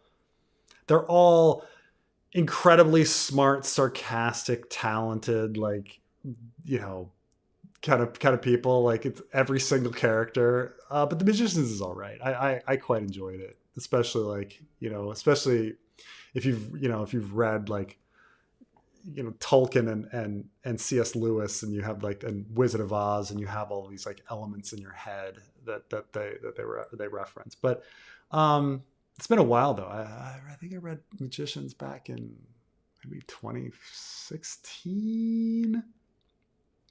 But yeah, meaning the errands from Goldtown, probably. I think the next Elaine chapter will happen at Maidenpool, and we'll have like all of the Vale forces kind of like coming in and invading. Someone convinced me that it's a lot easier for everyone to go by sea than go by land. And so it does make sense that they would just all jump in their boats and head up to Maidenpool and start their invasion of the Riverlands there. So the whole gang is going to be along. We just got to figure out what they're going to be doing with, in Elaine 3 as they head into the Riverlands, and essentially everybody heads towards Harrenhal. So. But going over Agatha, I have to talk to Carmine about it. We both finished it. We both liked Agatha. I think I liked it a little more than Carmine did. But it was pretty good. I mean, the question is like, is it the second best Marvel series? Like Loki being number one. Would I place it above Wanda? Or something, like or Moon Knight? I don't know. But yeah, it'd probably be the second best Marvel series after Loki, Agatha. There's a lot of good surprises in that. I think it was pretty good. But I forget it. I don't know. Carmine, I might have briefly talked about it on a podcast.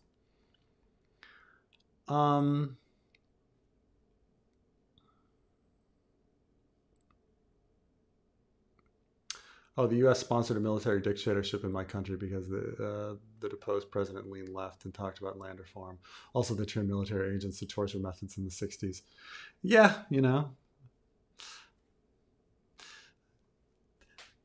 there's some evil that the U.S. did. I mean, I'm not going to argue with that. But like, I think that the American, I think that their sponsor and support of states focused way too much on stopping left-wing threats because of the Soviet Union, and too little attention on suppressing right-wing threats. I still think that today. And so it's but finding one bad thing. I mean, America's done a lot of good things, a lot of bad things. I'm not gonna deny that we've done a lot of bad.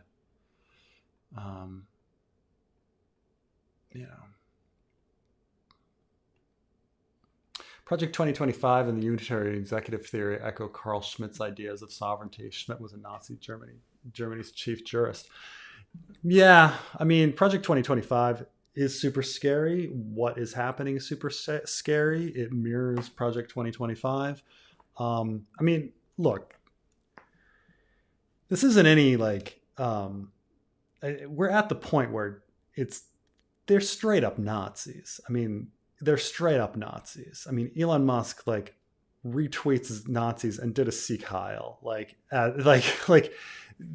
Stephen Miller is a fucking Nazi. The Secretary of Defense invited the fucking Nazi influencer Jack Posobiec or whatever on like the Pizzagate rape Melania guy, like Nazi guy, on his like trip to Europe.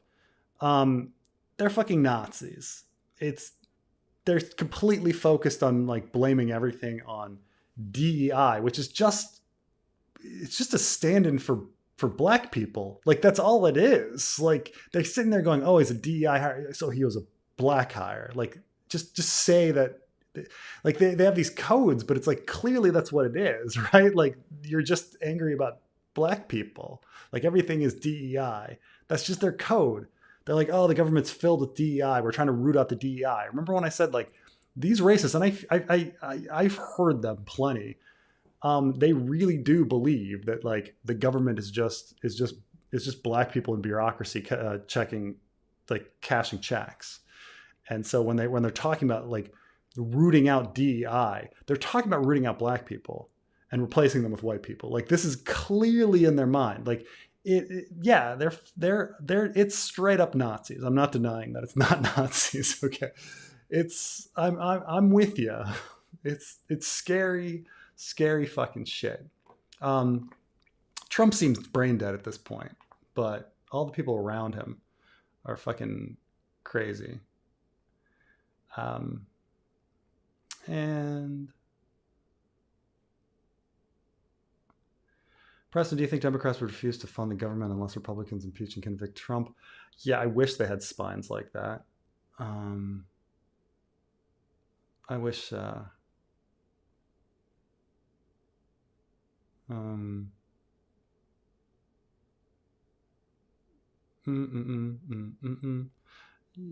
okay. Everything FDR did. Are you saying? Oh, come on. I mean, yeah, the internment camps are bad. Yeah. I'll have to read more about the actual ships because I don't know about that one. Maybe it's true. I don't know. But yeah, the internment camps happened, but those were horrible. But you know, still makes FDR still way ahead.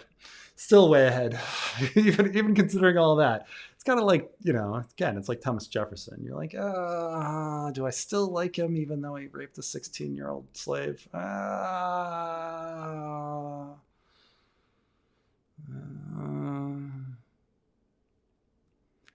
You know. But yeah, I wish, you know, do I think the Democrats are going to stop? I don't know. I hope something's going to happen. I hope something happens. But I don't know. It's very easy for a few of them to cave. You know, and you need all of them to be unified. You know, so now DEI can also be code for women who talk. Yes.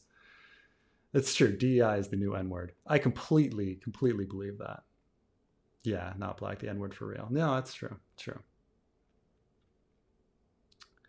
Yes, they are Nazis. They're promoting the far right Nazi party in Germany right now. It's just like fucking crazy. Dems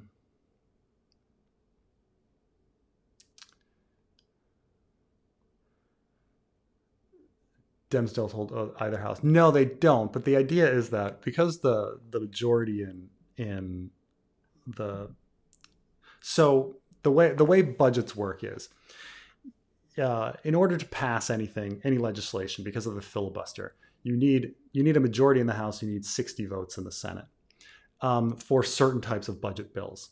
Now, a budget bill that, for instance, that adds significant cost to the budget requires 60. If it doesn't add significant cost, you can pass it with a simple majority. So this is why they're trying to kind of gut the government in order to make enough to clear away enough money to pass a tax cut. But they're just keep in mind that federal employees' salaries are something like 5 to 6%. So like even if you gut and they're not touching the military, which is most of that.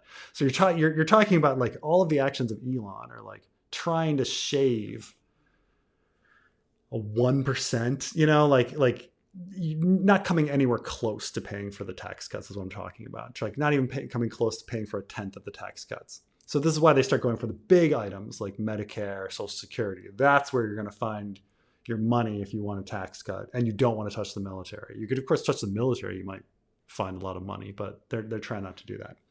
So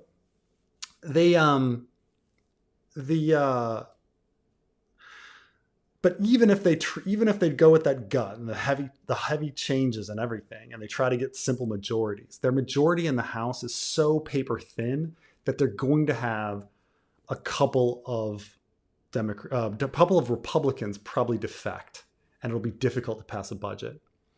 And so then you have to start doing deal making. Can you do deal making across the aisle in order to pass a budget?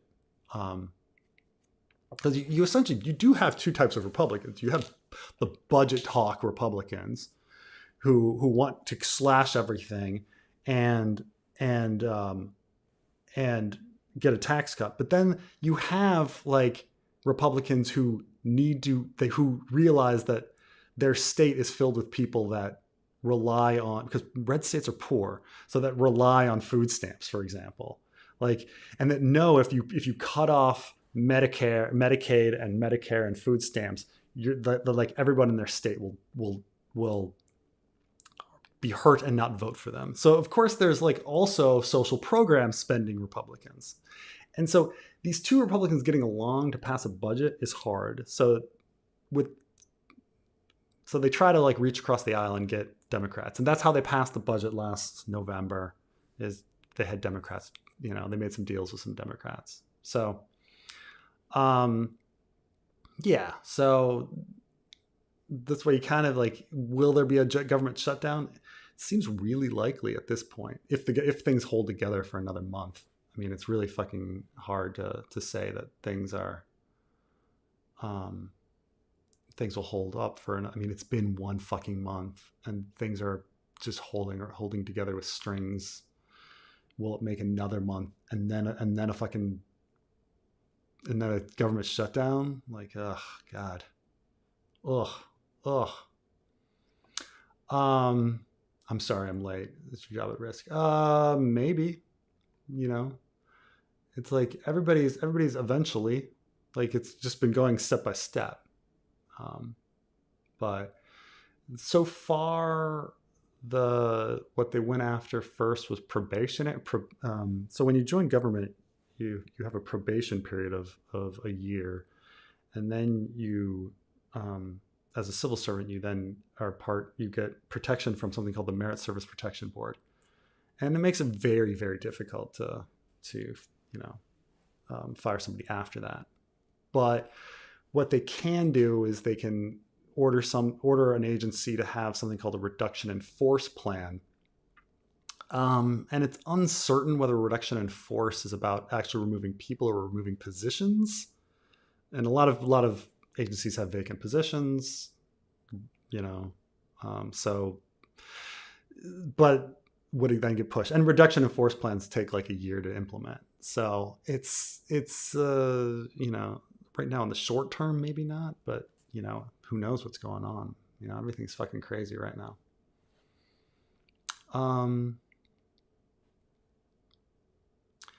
Any modern fantasy tropes that I hate?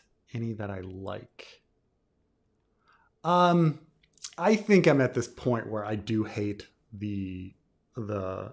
I do kind of, I mean, Ice and Fire has influenced me, but like, I do hate the Hidden Prince, Neo Jesus, Harry Potter, like, character. Like, I think that is just been done, and it's been done to death. And, you just can't, have that. I also do hate the kind of, whatever, the Mary Sue, Gary Sue, where somebody can just all of a sudden do something naturally without any effort because they were genetically born to or something. I think all of these are bad tropes. There's a few really little ones. I mean, a lot of the tropes are from stuff that kind of like recently came out. I think having really minor flaws that aren't really flaws is like, for instance, in Twilight, the girl's flaw is that she's clumsy, and you're like, that's not really a flaw. Like, like, being clumsy isn't really anything serious. It's not a flaw in her character. It's just occasionally she stumbles. Oh, hello, Trey. How are hello, you? hello. I should add a camera picture for you. What's been going on? Oh, hey, I just wanted to call in. Oh no, it's been a while since I've been on, and then I had to say, you crazy bastard. You got the taxes of Skagos in there, in the Davos. Like, I was watching. I was like, oh, he did it. He did it. He I threw addressed the it. taxes, yes. Like they would get no taxes, but that was sort of a deal that was like I think I was reminded of like the red wines not getting taxes and duties on their wine after the Blackwater in Oh a yeah, Storm of yeah. Swords, and I was like, okay, that seems like something that they would ask for. No taxes would be collected for 10 years or something. It was supposed to be this great deal, and then Davos just kind of fucked the whole thing up That by was like, fucked it up. Yeah, because he was like, "Oh, I love Stannis. Stannis should go to Skagos one year," and you're like, "Yeah, that's awesome. Yeah, yeah, it's great. Stannis Yeah. meeting the Magnar. Like, you're like, yeah, that'd be awesome." And then he fucked it up. That's awesome.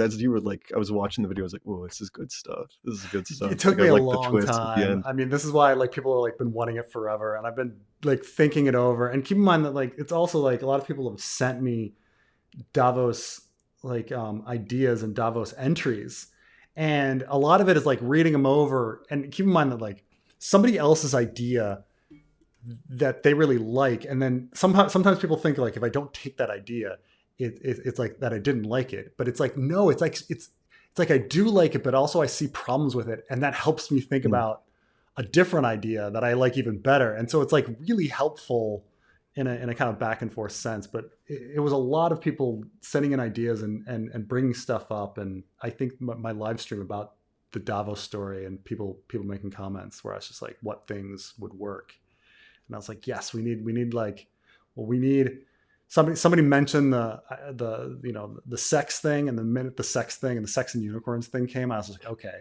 Davos is DTF, man, he is DTF. And then a lot of people were really upset about that. They're like, it doesn't seem like Davos would cheat on his wife. I was like, he's already admitted to cheating on his wife. Yeah, yeah. He says it to Mel, right, when they're Yeah, going into Storm's End. He's like, "I've known other women except my wife." Like, yeah, yeah. He would you do it. know. He'd do it for Stannis. And somebody else was like, it's like Davos doesn't seem like the person that would take revenge. And somebody else wrote back like, you mean Davos, the guy who who tried to assassinate Mel as vengeance for killing his sons? I Oh think, yeah, right. you think you're. They probably have like the show Davos. Like that's the thing, That's is the some thing. people have show It's Davos. definitely the case. It's definitely the case because show Davos, even more than text like written Davos, like has the feeling of like a normal caring guy. Like Yeah, yeah. just he's just a really nice uncle. He's like your favorite uncle. He's not quite old enough to be He your ki- grandpa, but he's like your favorite. Davos is your favorite uncle. You're like, he's such a good Tyrion guy. killed your son. Tyrion. Kill your son. Can't believe they lampshaded that in the show too. Did they? Did they lampshade that? He said he's like, I remember Tyrion's like, last time I was on this beach, I did this and this and this. And he's like, last time I was on this beach, you'd killed my son. Or it was something like that. And I So was like, yeah, oh my God. your Yeah, joke you like came threw it off as true. a joke. And in the show, that's his only son, right? Yeah. Yeah. Yeah. They cut the other At least, six. yeah. They At cut. least in the books, he has like seven or something crazy like that. Yeah. Oh Yeah. my I think god. he has three sons die at the Blackwater. And then he has, um, Davin, who's still at the wall, and then he has, I think, He's his kid Stannis, named and then Stefan. He's Stefan. six. Yeah, fucking Maybe a baby. suck up. Yeah, yeah, Naming your yeah. kids Yeah, Stannis and Stefan. fucking fucking suck up.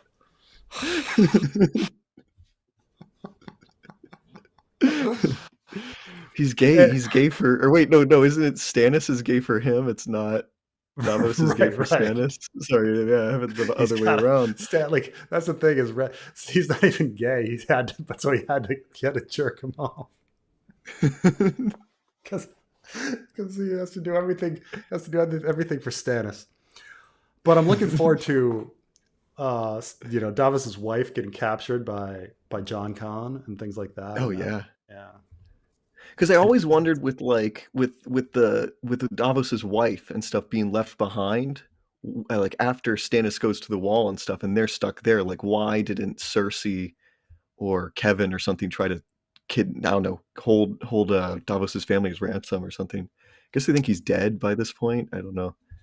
It's always weird to me that they have You're control over right. the You're storms. right that it's like that's quite a bit of an oversight when you're like, oh, we can just pick up his wife and kids and have a hostage.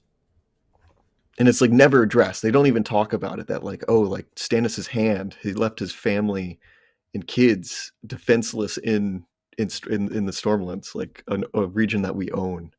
You know, Yeah, I yeah. guess. Because I'm trying to think like what would happen. So I imagine that he wouldn't let his wife rule the castle. He would have to let a castellan, and they would come, and the castellan might be like um, um, Courtney Penrose. You know how Courtney Hmm. Penrose doesn't want to give up Edric Storm. Like the castellan would be like, I'm not giving up these people. You're gonna kill them. And then there'd be some issue, right? Huh. Hmm. But yeah, But like, how big is like? So they were at Davos's. Is he a landed knight still, or did they move no, into he like a? starts as a landed knight, and then Okay. he is upgraded to a full lord and hand at the Uh, same time. Um, okay.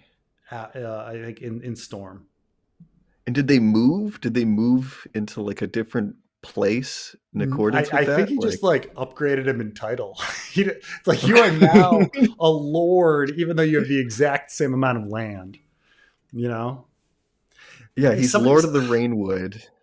right. Somebody brought up to me Yeah. once. They're like, "Don't you think it's really weird that the Knight of Nine Stars is like this is some house that's literally like thousands of fucking years old, and there's still fucking landed knights? Like, what losers have you not?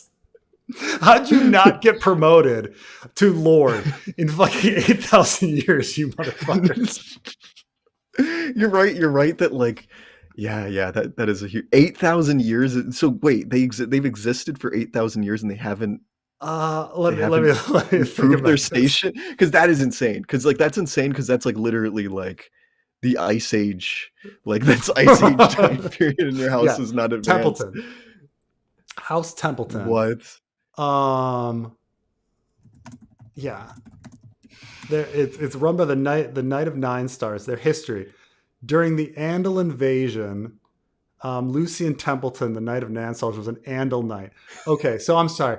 They only All they right. only date to the Andal invasion, so 5,000 years. So I'm sorry that I said Okay. All 8,000. right.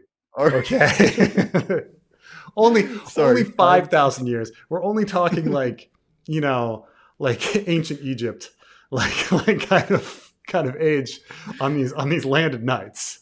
Five That's thousand. literally older than because I did this for the research for the video. My next video is that's literally older than like Abraham is supposed to existed back then. So like you're talking like the founder of all those religions and like the Israeli people and the Israelites and like Arabs like can be traced back to one guy and you're still a Yeah, landed knight. A yeah, thousand years older than that and you're still a landed knight. Oh my god, that's insane. right.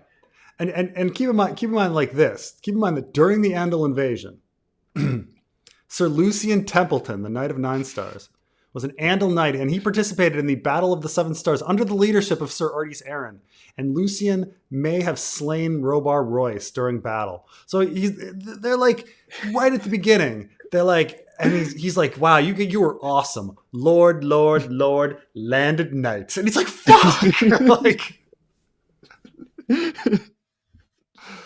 seriously? There was a shortage. There was a shortage. They read, and then Like, I'm he sorry. never I'm sorry. advanced. I can't. That I love that. I love that information. That is so stupid. Because, I mean, Littlefinger is a fucking lord, And and he he's in the became a Vale. lord in like two generations because it was his grandpa was like a sellsword, and Right. he saved somebody and became a landed knight, and then his dad, yeah, and he became a lord in like two generations. That's Give a him, great. give him a fucking lord. Give him a lordship, man. Those House Templeton, they were happy where they were at. They're not ambitious. They're not greedy. They're like, we're They're cool. like Maybe they just keep it denying it. works. They're like, we make you lord. No, no, no, no. We're good. We're good. It's got It's to be like addressed. I bring this up in the working world a bit. Yeah, you're familiar with Wrath of Khan, right? Oh yeah, yeah. So you remember like Captain Kirk, um, he he gets promoted to admiral and he hates it, right?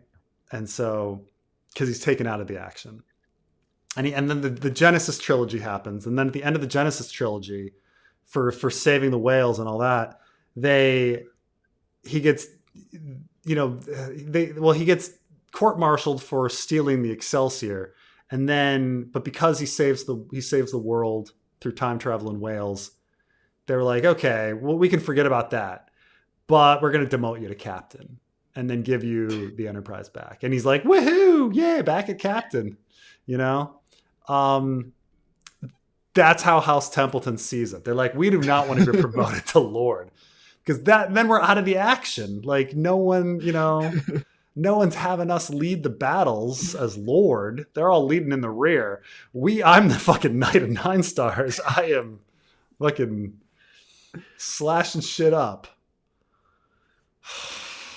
And it's like that for 8,000 years. Because like how, which is insane. That's longer than that's double than human civilization itself. It's crazy.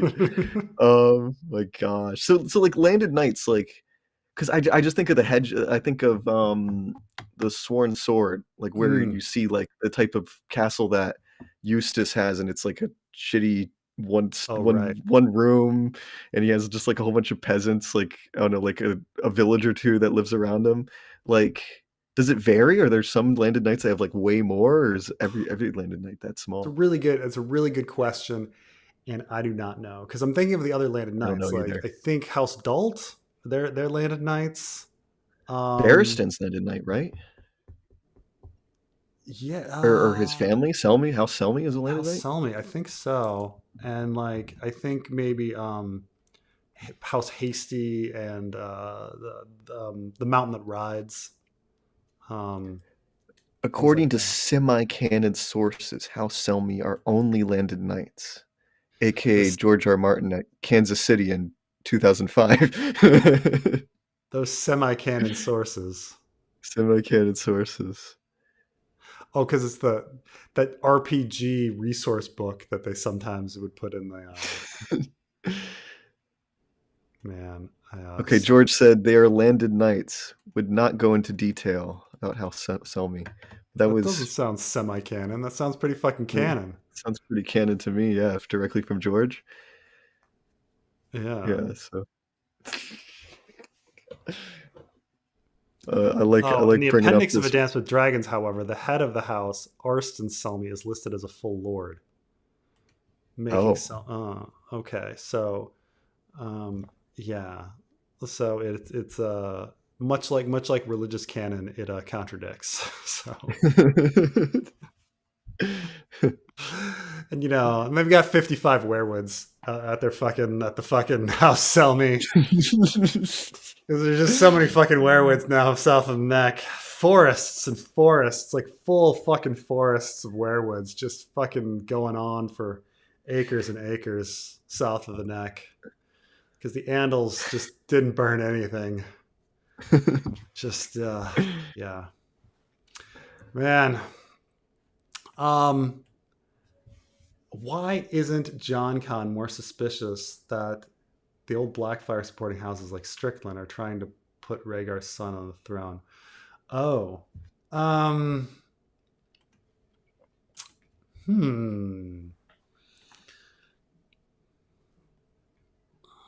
don't know. I guess he's just... He just wants to... He loves Rhaegar. He's not thinking about that stuff. He's so blind by his love for Rhaegar that he's just willing to believe anything, I guess. And also like he just said, after saving Tyrion and getting Grayscale, does he care? Like how he gets to King's Landing? Like I think he's just going to use whoever. Yeah. And at this point also, here's the other thing is now Jon Con has not he fucking loves Rhaegar and all that shit, right? But he has now spent years and years with Aegon raising this kid. Don't you think even if he found out that Aegon is not Rhaegar's he would still want the kid on the throne. Yeah, yeah. He like it's basically his son at this point. Yeah, you know. Um, yeah, in the fanfic, I evolved him to by calling him his son or their son or something. You know, their son, him and Rhaegar's son. You know. Mm. Like, Yeah, so it's you great. think at this point he's just like he's all in. Like even if he finds out, I mean that's an interesting thing is for someone to be like, you know, I don't think it's actually Rhaegar's son. I think he's some Blackfire or he's Illyrio's son or whatever. And John Cont's just like, I don't give a fuck. Yeah, you're right that like you're right that at this point, like, yeah, like it wouldn't matter. It wouldn't matter because he Right. just knows him so much. It's also kind of like you could also pull the House of the Dragon Corlys Velaryon thing, where he's like, "Look, Mm. I don't give a fuck. I just want the Velaryon name, and like that's all that matters, right? Is the name. Who cares about the genetics? Like, Yeah. you know, um, go for it." Which, which I read an interesting article about the fog of our own genetic code. So like, Mm. you know, we have our strand of DNA and we kind of get half of the strand from our mom and half of our strand from our dad on average. And then going back a quarter and an eighth. But eventually you run into that the DNA doesn't come in individual pieces. It comes in like chunks. And so eventually you Mm. get to the point where you actually stop. Like there are some ancestors you have that you have zero of their DNA because over time it got overwritten Oh, by other damn. people's Yeah. DNA and you have none of them.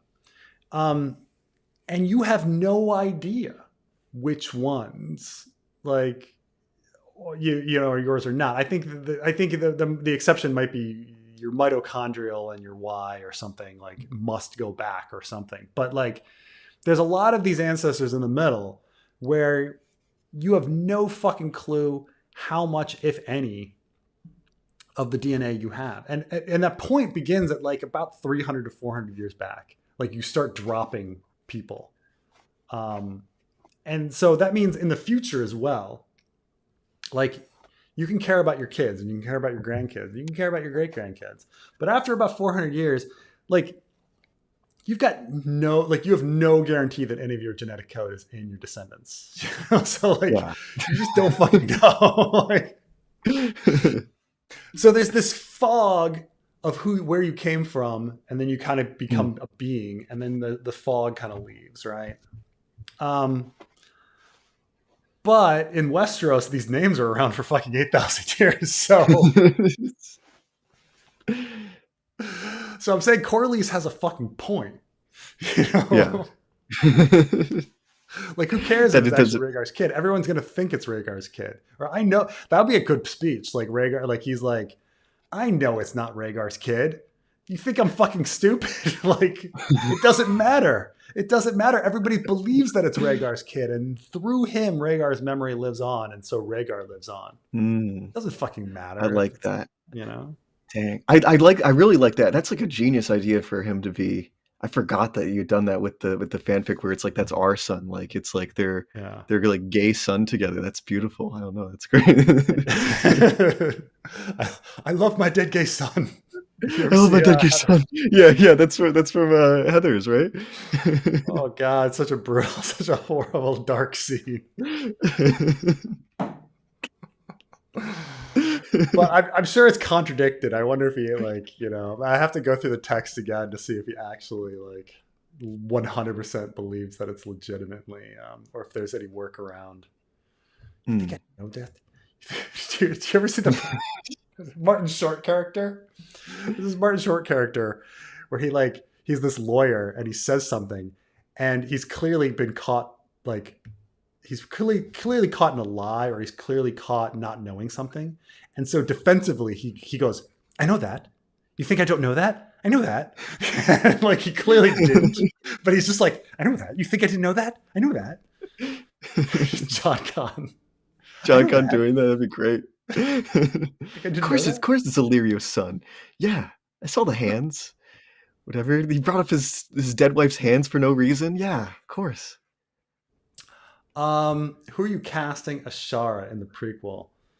Oh man, who would make a Yeah, good I didn't hear the Ashara? Ashara Dayne conversation because I came in late. I wanted to Yeah, I Ashara mean, Dayne. it wasn't that great. I realized, I was hoping to pop all these different names, all these different everything we know about Ashara on the screen and come up with something, and I failed. Like it's just nothing makes sense about Ashara Dayne. It's just a bunch. Like I don't think George knows. You It's just, had lightning in a bottle, like the one where you're talking about what's his name? The Maester, the oh Archmaester with yeah, the you're right. Yeah.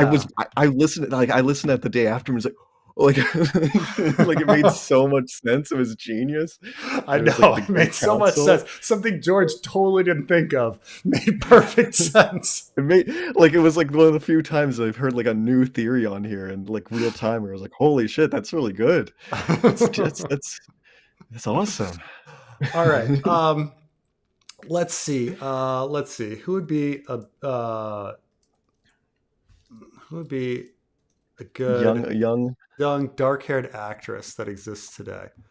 Okay. or she could dye her hair. Let's see. See, Young Mila actresses. Kunis. See, we're doing a prequel, but see, if it were like 20 years ago, because Mila Kunis is, she's a she's 41 now, so we can't have her playing like teenage 20 year old um, uh, Ashara. Though I thought Mila Kunis would Mhm. probably make a pretty good choice.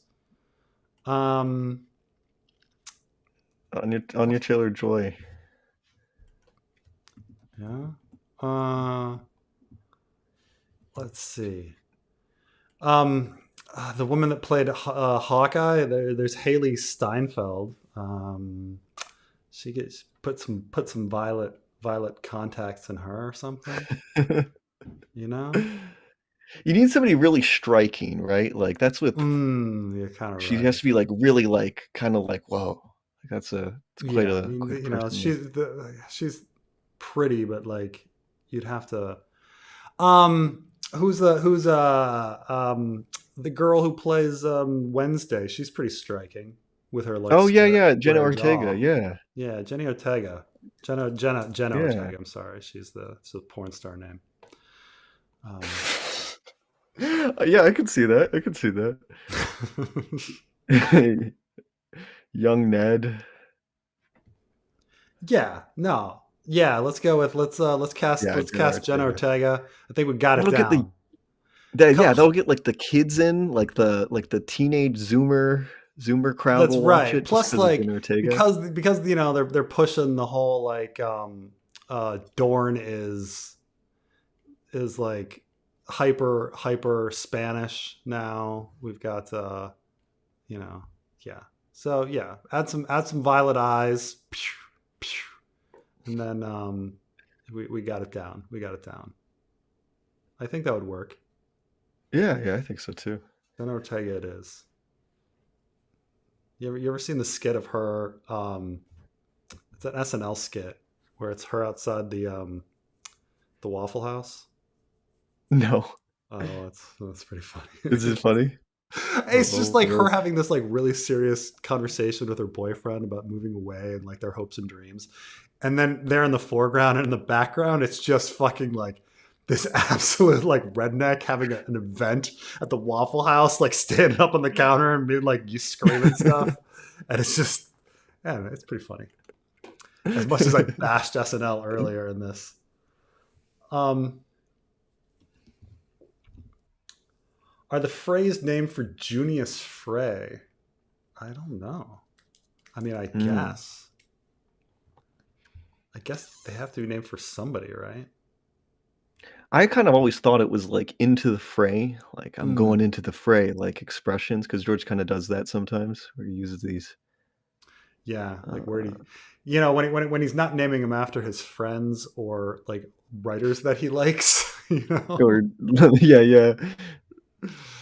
like Other how many Arthur are, Shet.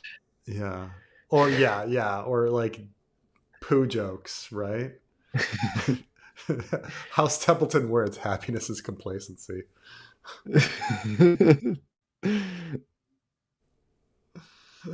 It is true that lordships in the Riverlands should be more roller coaster, considering that all the wars happen in the Yeah, yeah.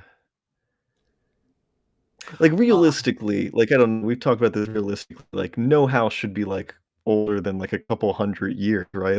Like there's right. no And like considering 1,000-year-old how, houses. especially considering how tumultuous the War of the Five Kings is to the natural Mm, order, like we see great houses extinct and other ones coming in and taking their castles, and like that's like crazy, right? Like wait, the Tullys are kicked out of River Run, like really? yeah. Like how often does that happen? Well, not very often. Thousands and thousands of years.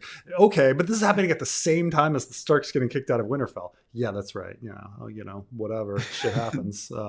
Fuck around and find out. You're like, okay, but okay. I'm just saying, like, Went, Tully, like everybody's like switching houses, like Night Song, whatever. It's pretty tumultuous for a world where there's so much stability over thousands of years. Um, Fanfic Davos point of view: ferrying wildlings out of Hardhome, whites in the water grabbing at the boat like sirens. P.S. I've always read Davos as a deadbeat dad. Oh. Yeah, deadbeat dad. That means kind of true. I'm sure every deadbeat dad. That's the thing is, I'm sure every deadbeat dad has a fucking story in his head on like why he doesn't spend time with his kids. Like Yeah, yeah. 'Cause he very yeah. 'Cause I'm thinking, like, when does he see Devin, right? Like, there's, like, 1 or 2 scenes where he's actually in the room with Devin, and I don't know. Like, I don't know. I think he's kinda he writes him a preoccupied, right? nice He doesn't letter. really He writes him a nice letter that never gets delivered. I guess his son is a worshiper of another religion that he doesn't like, so Yeah, maybe. he's into Mel. He he loves Mel. Yeah, yeah, he's into the My dad thinks you Thousand-Year-Old killed my Woman, whatever brother. else. It's all good. I think you're hot. I stand outside your door. Where does he go when Stannis is banging her? Just hangs out. He hangs Just out. stands in the He's corner. outside. No, no, he just like Wex. Ew, Like ew. what? Ew, poor Wex, man.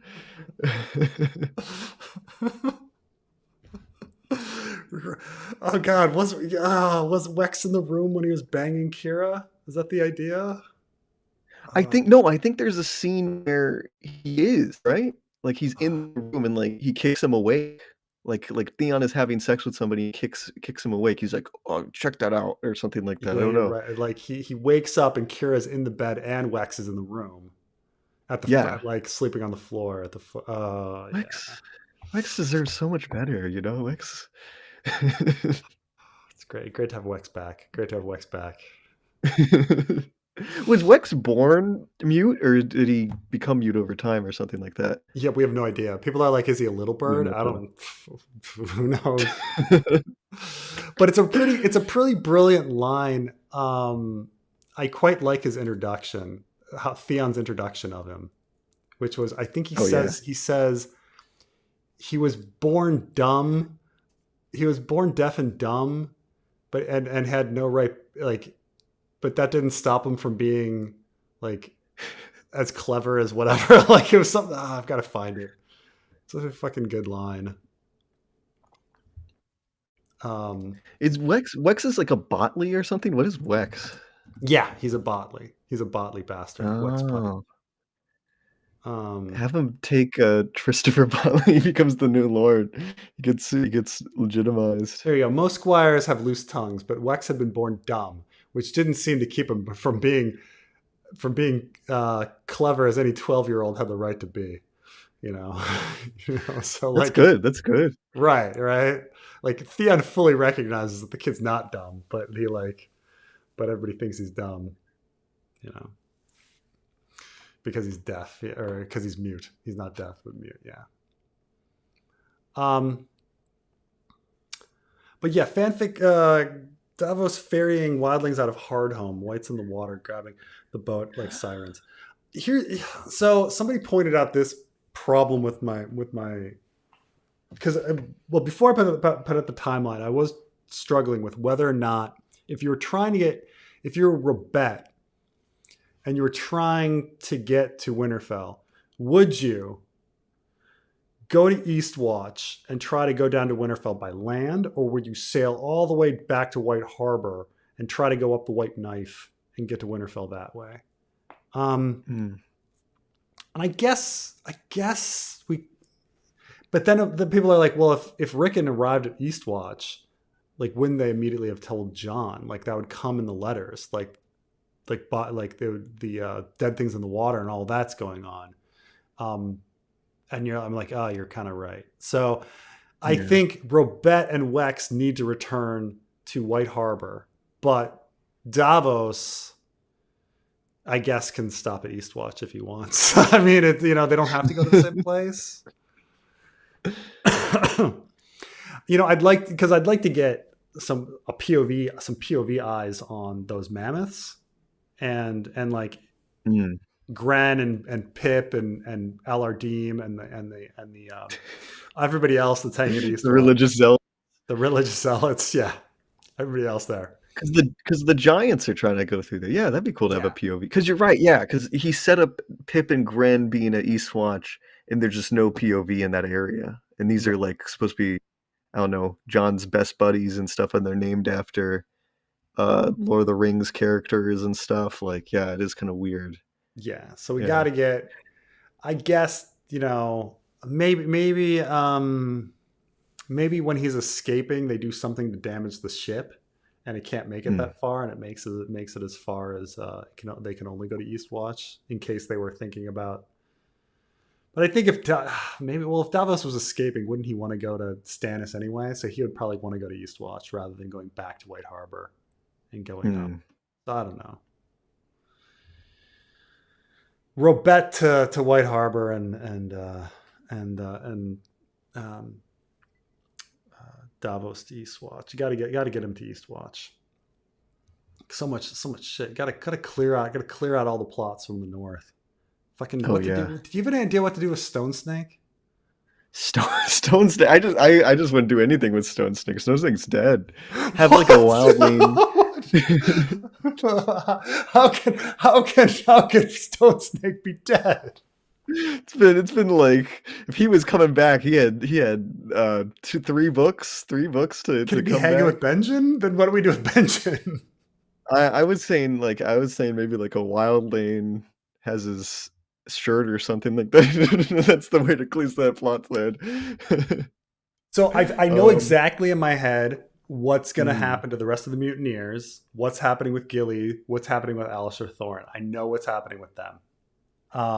Wait, there's still mutineers, like the Craster mutineers? Yeah, there's still mutineers. I thought they all died. No, only 5 died. Only 5 died. And it's like there's a specific point, because he specifically says, and he didn't even need to write this, but he says, it's the fucking line.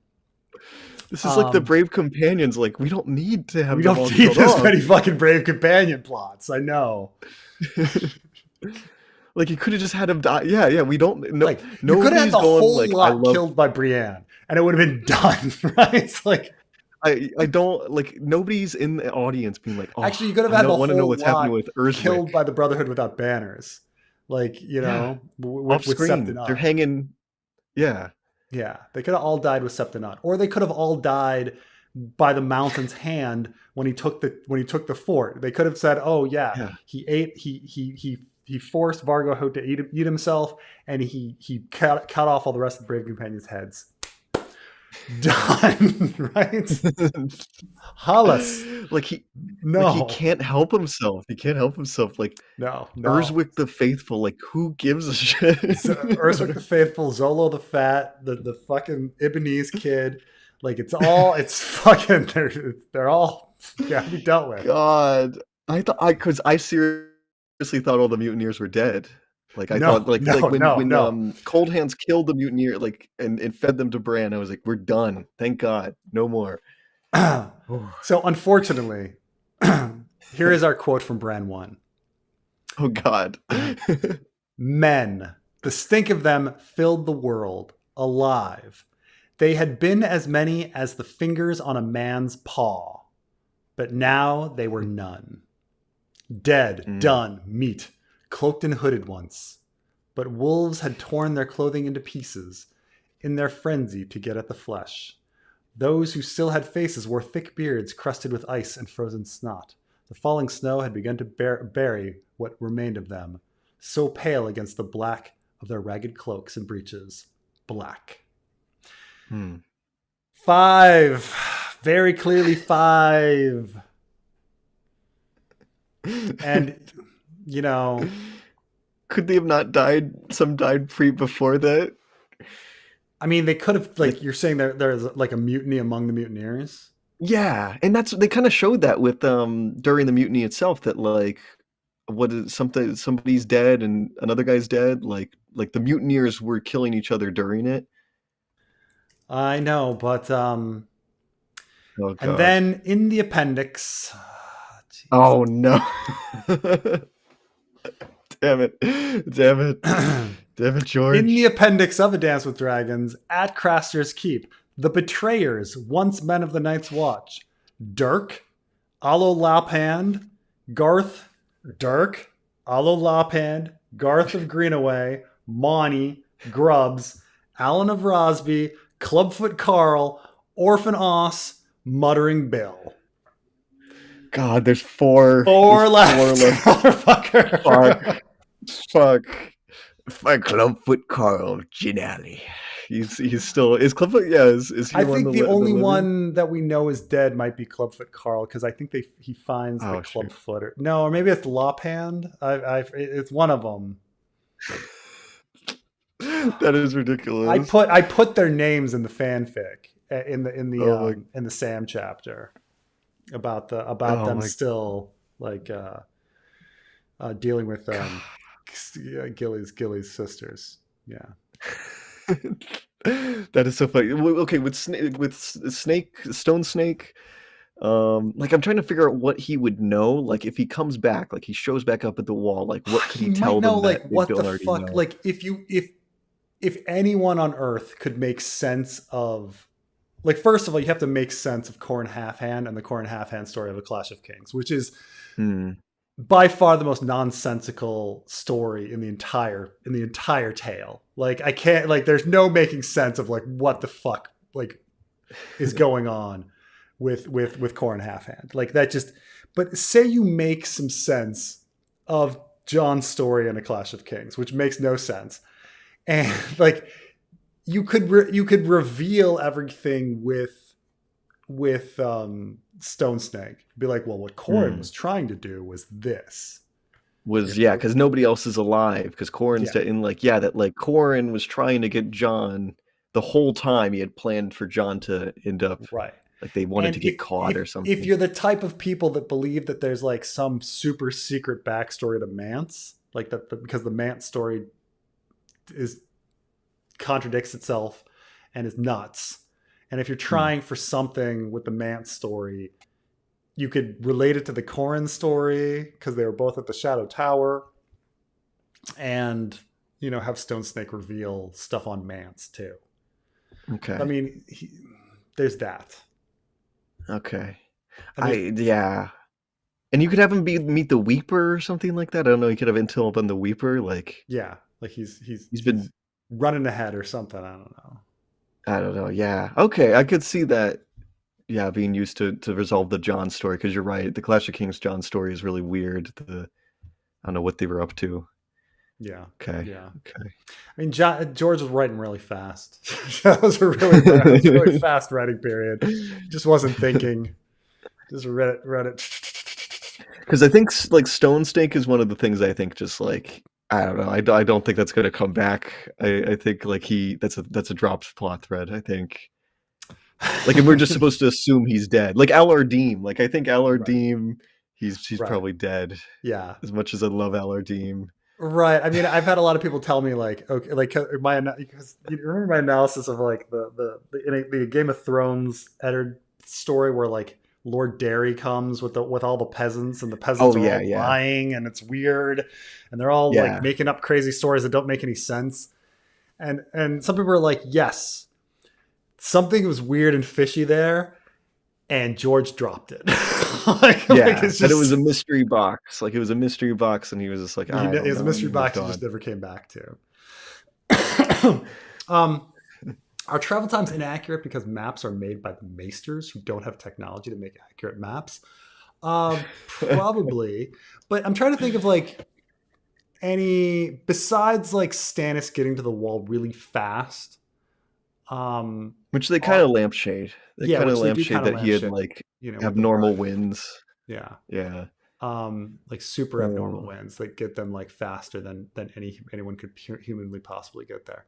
But like other than that, I'm like trying to think of like really bad um travel time goofs that are in the story.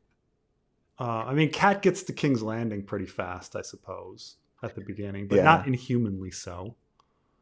Because it does take her like a couple weeks. But I'm trying to think of anything Mm, else that's just like inhumanly fast. Like George is yeah. fairly good on travel times, weirdly. Maybe Like, too good. Like yeah, almost like I don't know. I think of that. There's too many. It results in too many chapters because he wants to show the distance, and right, it ends up being like, do we need a chapter of Bran in the mountains? Do we need a chapter of Tyrion right. on the ship and stuff? Like, yeah, The invention of the travel log, which just he just didn't need to, didn't have before.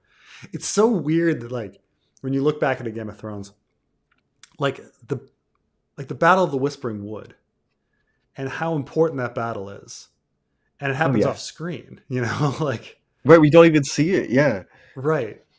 I mean, we see the Green Fork, but like that's all, this huge important battle. You don't need to show it. But then with the Mhm. Blackwater, we were like, well, now we got to show all the fucking battles. All the fucking Yeah. battles are gonna get shown. We're gonna have 4 battles in the Winds of Winter. Because why not? Why Because not? you're right, like, yeah, I remember reading The Whispering Wood for the first time, and it's like, it's done, and Cat shows up when it's over, and Jamie's captured, and Yeah. you're right that, like, we don't really even need to see it, because the main thing is that Jamie's captured and stuff, and that Right. you That's the see main plot. Jamie as an asshole. I don't know, Right. yeah. But how much like, his spear, dented against his gorget, and with another thrust, his spear shaft came up. They were like They looked like the spears were like the quills of porcupines. Like it's really hard to do. Once you've done enough. Like now that I've Yeah, yeah, yeah, like doing the Asha chapter, and I'm just like, oh my god, like I already did a John Con like battle, and it's like very similar. yeah. Like what's happening? It's a bunch of people with spears like jabbing at each other, people with horses, and you're like, fuck. And this is the Green Fork.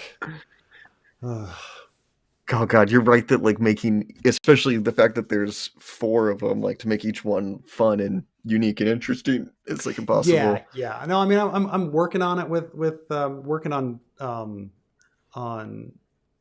with Asha now. Like somebody wrote a nice little thing about. I didn't even have this in the outline, but somebody wrote something about like Big Walder, like running away on the horse, and like Asha like chasing them, and I was like, okay, this is like Mm. different. It's gonna be like interesting, like her chasing down somebody and like smashing him in the back of the head, versus just Her spears discovering it's crushing a on child. spears. And you're like, Yeah. in many ways, these battles are all kind of the same thing. But yes, so many chapters could have been skipped. Mm. Um,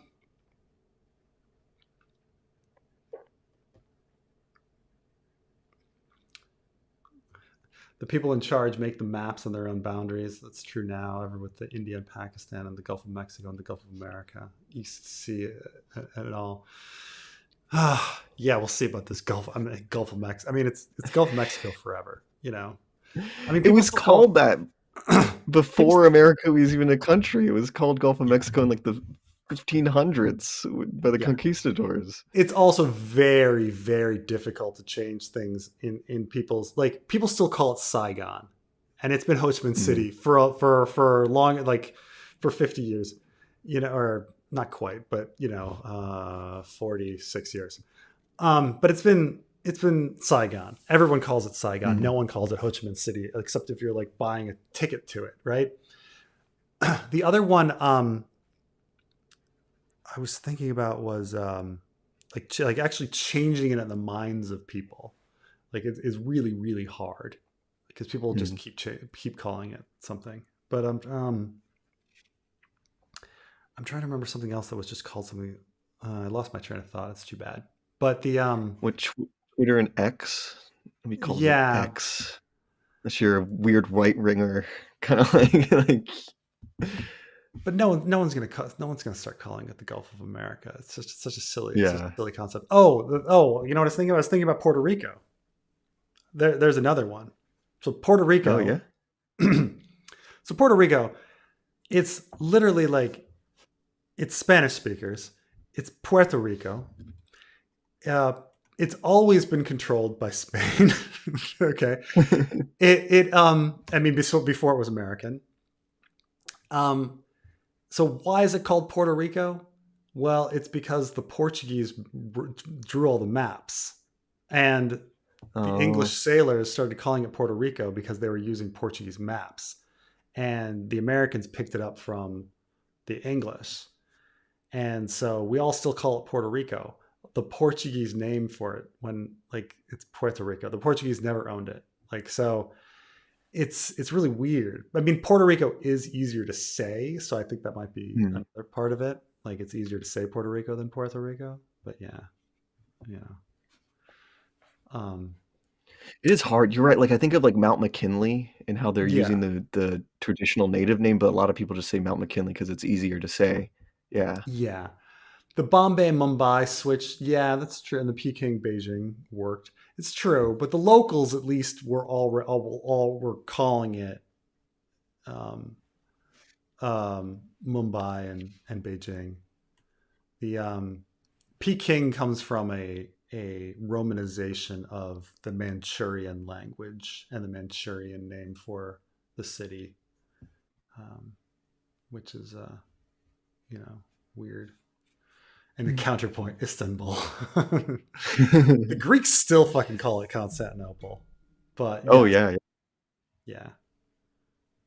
Um, Still bitter about that. I don't know. I hung out in the northern part of Greece, which is where a lot of like those Greeks from I don't know what was formerly the Ottoman Empire like relocated from, and they're very very bitter about the Byzantine Empire collapsing and stuff, and that they're going to bring it back and all that. It's crazy. yeah, yeah. So America, I mean, I think actually when the Americans took over Puerto Rico, and I know it's Puerto Rico, we actually in our writing were calling it Puerto Rico until all the way up until it became a Commonwealth in like was it the 60s?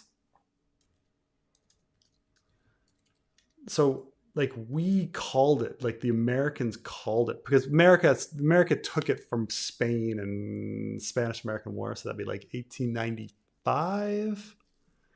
So we would have been calling it Puerto Rico, and then it becomes a Commonwealth in in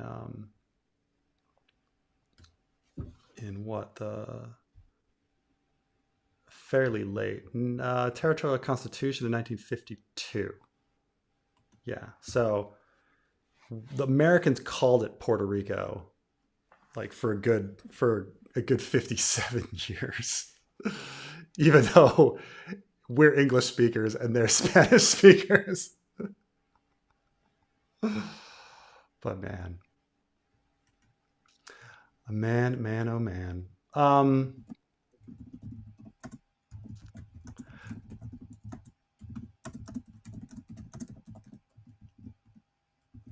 I lived in Alaska and everyone called it Denali even before the official name changed. That's interesting.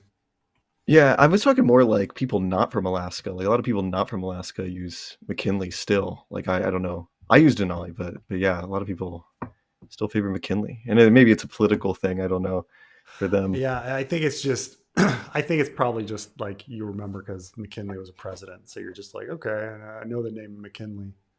Yeah. Um, so all these weird things. So living in DC, there's all these place names that we in the city like refer to, and then there's the way they pronounce it on the metro, and that kind of gets in people's heads too. But so there's this place called McPherson Square that right in the city in DC, and they call it McPherson Square like when the metro stops there.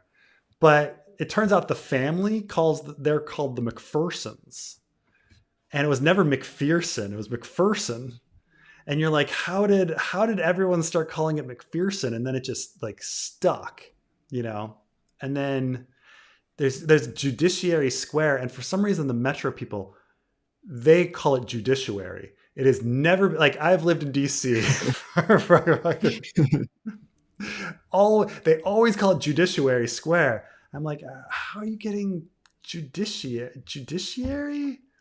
There's other ones where I don't know. There's a place called like Gallaudet University, but everyone calls it they call it Gallaudet, and I'm like, how is it pronounced? I don't know. I don't know. Le Font Plaza, Le Font. That one you can kind of guess. I don't know. But how do these sometimes these things happen organically, but Yeah. you know, um, like no one in DC calls it Reagan, the airport. Oh Zero yeah, people call it Reagan. Okay, zero. It is either national or it's DCA. It'll never be Reagan. And so it's actually kind of jarring when you're at another airport and they're like, "Oh, you're going home?" And I'm like, "Yeah, I'm going, going to DCA." And then sometimes the woman's like, "Reagan?" And you're like, "Huh? Oh, I guess like you mean like national airport, right? You know?" Like no one calls it Reagan. And that name's been there for a long time. That's true. Some people call it l'enfant, l'enfant, le fond, le fond. Republicans call it Reagan. Right. Zero people in Yeah. DC. I mean, I guess the besides the politicians, but otherwise, besides the politicians, there's zero Republicans in DC. Like, yeah. So, oh man, oh man. So, thank you, Trey, for joining me. It is late Oh for yeah. me here, so I'm gonna head to bed. But thank you very much for coming in. Thank Oh, you, it's always. everyone, for sticking around. Anything exciting happening with you soon? Oh, I think I'm releasing a video tomorrow, so that's exciting. It's a little exciting. What? Little You just released something. a video. I know it's crazy. I worked really, really fast on this last one, and yeah, I think I All right. can All crank it right. out. What's the It's topic? Bible going to my roots. It's a biblical video. It's did the prophet Abraham ever meet Aya Nasir, which is like the copper merchant that's kind of famous from from memes and stuff. There's like this complaint on a cuneiform tablet that's like, you sold me bad quality copper. And I was looking into like, could these two historical figures could have coexisted? And yeah, and no, it led me down a rabbit hole of like I Huh. read a whole bunch of Christian stuff. Like, when do people believe Abraham lived? Yeah, yeah, Because I don't yeah. know if Abraham's a historical Yeah, figure or there's not. a lot of these like famous people living in the same city at the same time in history, and did they ever meet kind of situations? And Yeah. yeah, that people always bring up.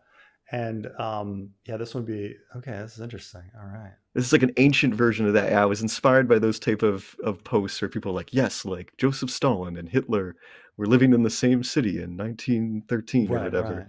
Um, and yeah, I was like interested to find like an ancient example of this, and I think I found one where like, but it's all contingent on a whole bunch of stuff. Like, when did if did Abraham actually exist? Like, did an actual historical Abraham exist? Like, who knows? Probably not. Um, is the of the Bible the same as the of archaeology? Which who knows? Like it's very weak. And then like if Abraham existed, like when did he Mm. exist? And there's like no agreement, and it led me down like how do Christians and Jews like calculate when Abraham was alive? And it's all really, I don't know, really shoddy work. It's like you understand why there's I'm looking forward to this rabbit hole. It sounds fascinating. thank you, thank you. All right, Awesome. sounds good. All right, well, I will talk to everybody later. Thanks for joining. All right, bye.